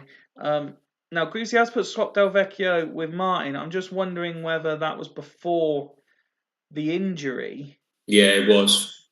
I think it was. Maybe come through a bit late. So we'll see what he wants to do now. I think Scholes comes on and Del Vecchio goes out to left midfield, personally. But we will wait to see what Greavesy wants to do. Scholes swap with Del Vecchio, puts Scholes at AMC with an arrow. So just to confirm, Greavesy, you want to go like this. If you could just let me know you're happy with that position and we can move on. Still 1-0 to Churchtown. They have an attacking set piece and we're moving towards injury time. I'll throw out a little fun stat, Fifey, while we're waiting for Greavesy. This will be the 150th 1-0 of the save, which is the result that's happened the most. Wow. I hope that stays in everyone's memory for life. And Brugink whips it in. And another save by Chris Kirkland. We're into injury time. And is there a chance for one more attempt? Is this for the home side? Brugink. And another save by Chris Kirkland. Meal, Klompe tackles. Hersey picks it up from distance. And Hussein. And another save by Chris Kirkland. Wow. But unfortunately for Loco, they weren't able to force the ball over the lines themselves. And they end up 1-0 losers. But they were certainly in the game and certainly scrapping away, weren't they? Yeah, I do feel for Greavesy there. He's been super unfortunate, and knowing the games he's got coming up, that'll be a kick in the balls for him. It's incredible effort, which Dimble's just said in the chat as well. But congratulations to them. Huge win for Churchtown. I'm going to stake a claim that Chris Kirkland gets man of the match here for this game. But look at that performance by former Sloss defender Marco Materazzi. He put in a good game. 7 and 8 all round for Churchtown. A lovely performance. But there he is, Chris Kirkland on debut with a 10 out of 10 performance. And is he going to be another one of these players who has, who manages to increase his reputation within the Super League in these last few games? Yeah, it's got to, isn't it? Has he ever had a good save before in the Super League? He's never. I think there was one team who kind of had him as their number 2, and he got a few games, but he's never been a Super League number 1. Okay. But a superb debut performance from him. I mean, you can see there, look, no appearances for Northern Burn. throughout the whole time of this save. So he's come straight in and got a 10 out of 10 performance in his Super League debut. Yeah, it's class. And it's easy to forget about Dimble there, even though he won because of the heroics of Loco there. But that's 6 wins in 9 for Dimble now. They're looking really strong. And we come to the final game of the evening. I hope you've enjoyed yourself this evening, Swanee. It's certainly been an entertaining listen having you on. We do have one final game, and it is the two teams who were predicted to finish bottom 2 that have had much better than predicted seasons. Astor Athletic hosting Gazelles. Astor added Andrea Pirlo to their squad during the week. He signed from Bostock Stanley, and he's another one that goes straight into the lineup next to Emerson in a kind of homage to Churchtown formation. Yeah, is Pirlo good in this game? I've never heard anyone talk about him as a good player. He's certainly not the Pirlo that we meet in real life. Okay. But he does start the game very young and he has to develop. But yeah, he's never being considered as a world beater, that's for sure. Well, if there's anyone who's done the testing on the home saves to see if he can develop into a good player, I'm sure it's Alf. Well, quite. Let's have a look at the Gazelles team, who they added themselves during the window. Baronio from Dudley Hill, who again on paper looks a decent acquisition. He played as part of the Continental Cup winning team earlier this season for Dudley Hill. 3 appearances in that competition, 2 goals from holding midfield. Obviously against significantly inferior opposition than he's going to come up against tonight. This is the formation. Now, for me, and you'll know this from the other competitions that we're both involved in, this is very anti-football for me. This is Sam Allardyce parking the bus. Yeah, it is. It's something I'd never play. I love attacking formations. But I'm guessing this is Dan who's put this together. Gazelles have certainly improved since he's come in. So, oh yeah, he's really helped the Gazelles season. I think the only thing I'd say to this is that Gazelles finished the season with Churchtown and Haggis, so their games they're not expecting to win. They've got Astor, Sloss, Dragon. For me, I'd be going for it now. Especially Gazelles. I think Gazelles have been brilliant at home this season. Away form hasn't been great. Yeah, I think I'd probably go for something more attacking, but I'm sure Dan's a far better manager than I am. So we'll see how it goes. Night, Dan. Thank you very much for joining us while you could. Very much appreciate your input as always. So we've made it, Swanee, to the final game, and therefore the last time tonight. Can I ask you for a prediction? I think I'll go for another 2-1, and I'll go for Astor. 2-1 to the home side is the prediction. And they take the lead early through Rossini on 5 minutes. Huge goal for Astor, that. Disappointing position for Gazelles to find themselves in. And it's still very orange and blue, the text. And it's 2-0. And it's Pirlo on his debut. Makes it 2-0 to the home side. Alf knows. He always knows.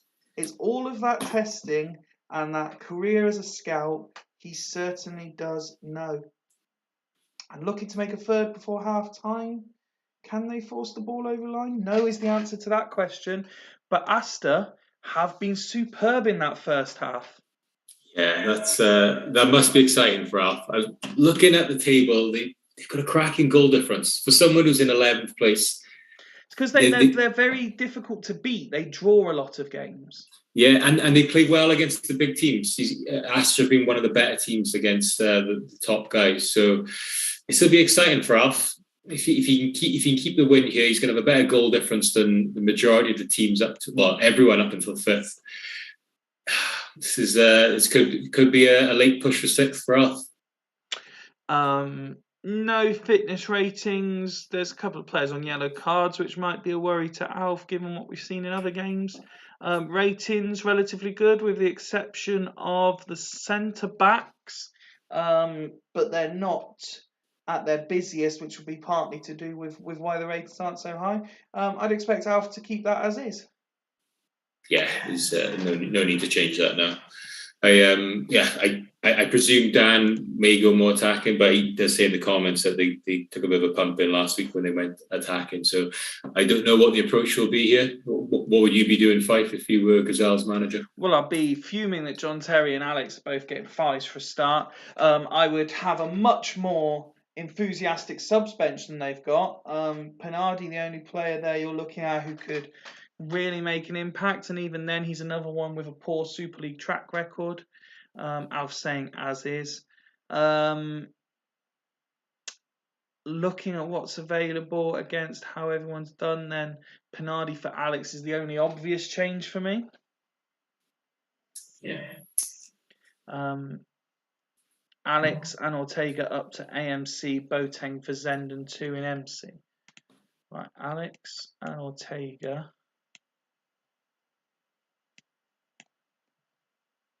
And then Zenden off for Boateng.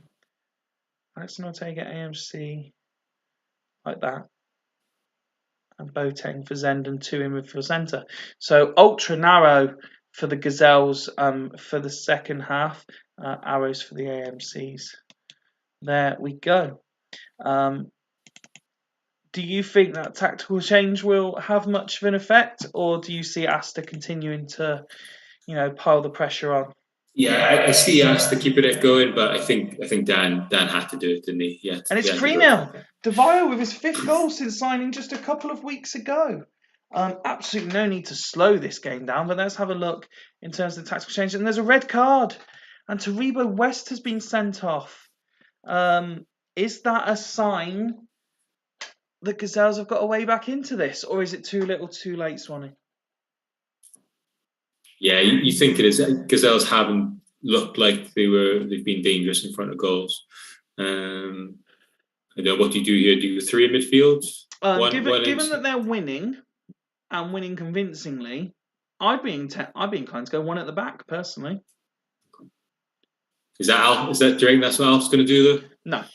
I think Placente will come on for Youngberg, and Deville will drop out to left midfield, and then he'll just straighten Franca up. For the benefit of those in the chat who don't get to see Fifey, he's getting a lot of his cat's ass in front of his camera at the moment. Yes, he's being very fucking annoying tonight. There's a lot of... For anyone who ever catches my podcast, there's a lot of this goes on where I pick him up and sort of throw... Fucker just throw my mouse on the floor. Go away. Gazelles... Come on, Alf. Let us know what you want to do. Brown central, surely. Placente to left, DNC, Perlo coming off is the answer. So it's an end to Perlo's debut. On the yellow card, so possibly a wise choice. Saving him for the run-in. Placente coming on. As for Gazelles, Dan, do you want to make any additional changes to try and force your way back into this? Next door's cat came in my house this evening, threw my brew at it, little twat. We obviously don't condone cruelty to animals, but yes, if someone else's cat walked into my house, I wouldn't be best pleased either. Rancid animals. Not a cat fan, obviously, Tater. Penardi for Besadas and moved up to AMC.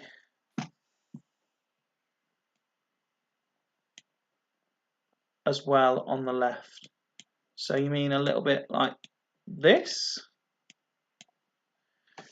I think this is what he's referring to. I'll just wait confirmation. It's certainly an attacking change to respond to the red card and the scoreline.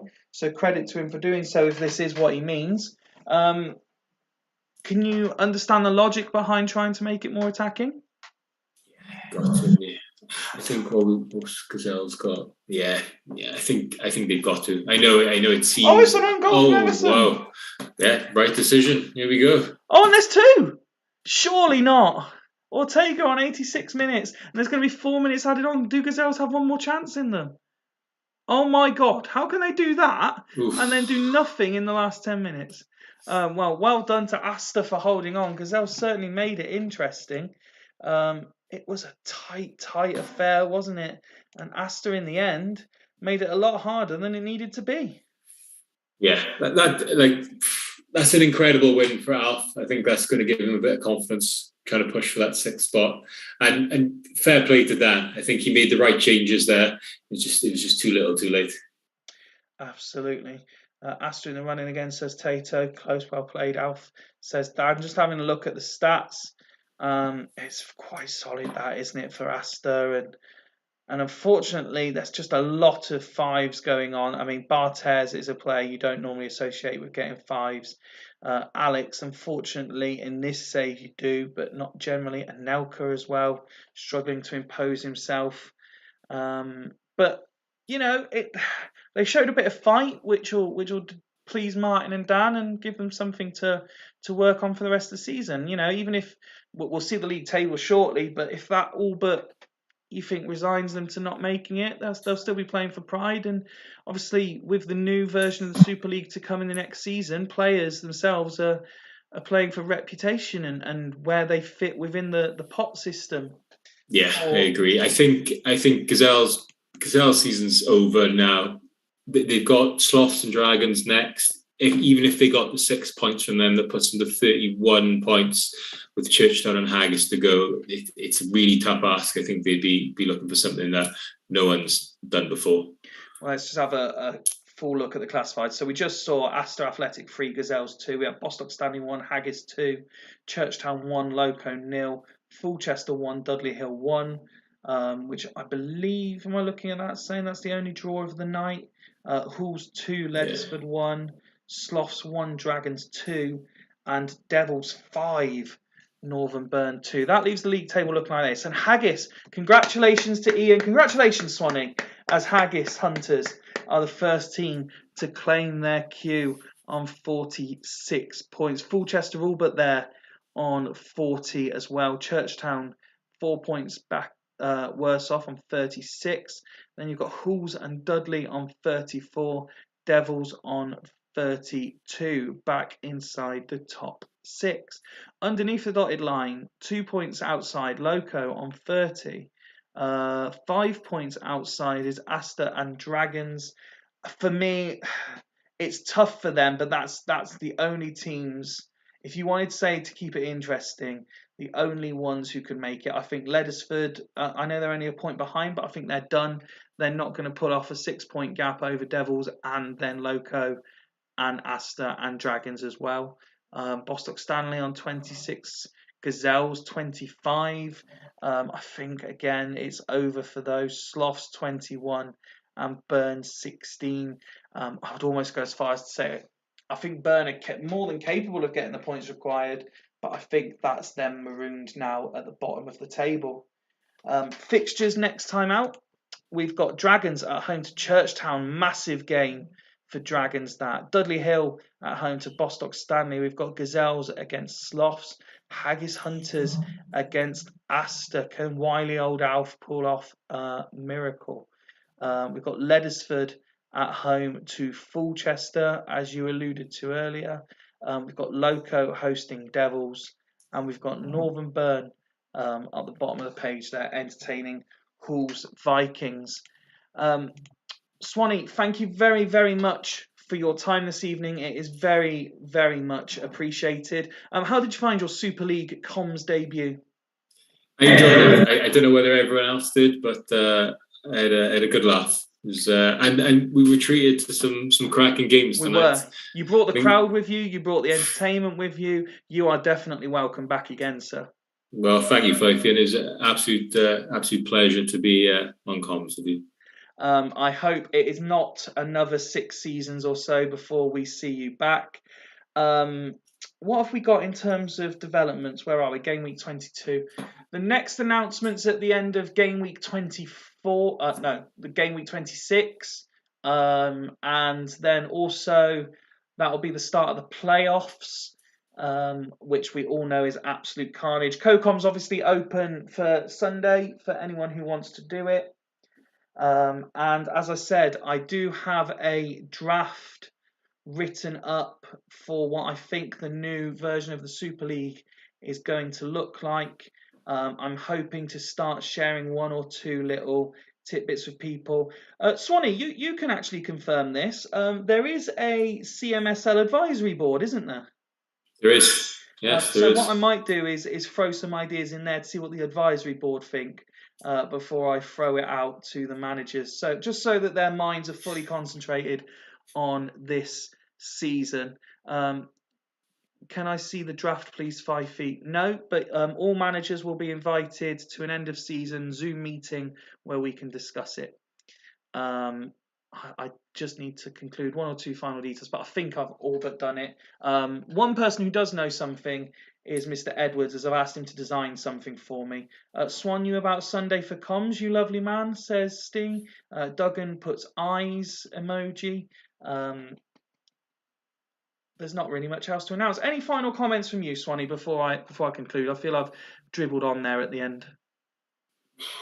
Not really. I think next week, well, Sunday, I think it's the biggest game of the season. Seen as Haggis have probably got first now, Mac has probably got second. I think Loco Devils is huge, and I think it'll paint the picture for how the final 3 games go. And we have had Greavesy and Rob do comms together once before this season, so maybe it's an opportunity for them just to rejoin on a stream, and we do a freeway potentially. 2 drunken submissions from Halls coming up, says Jens. Listen, Swanee, again, thank you very much for your time. I appreciate that. This has been a long one, but a very enjoyable one. You are welcome anytime. Thank you to everyone in the chat. There's been loads of comments about all sorts. Really appreciate it. You guys keep us going because we can only talk so much. You throwing out extra comments and show all the fixtures. Okay, as I conclude, I will do, Jens. But from me and from Swanee at Super League HQ, thank you very much for your time this evening. We will see you again on Sunday. Good night. Take care, boys.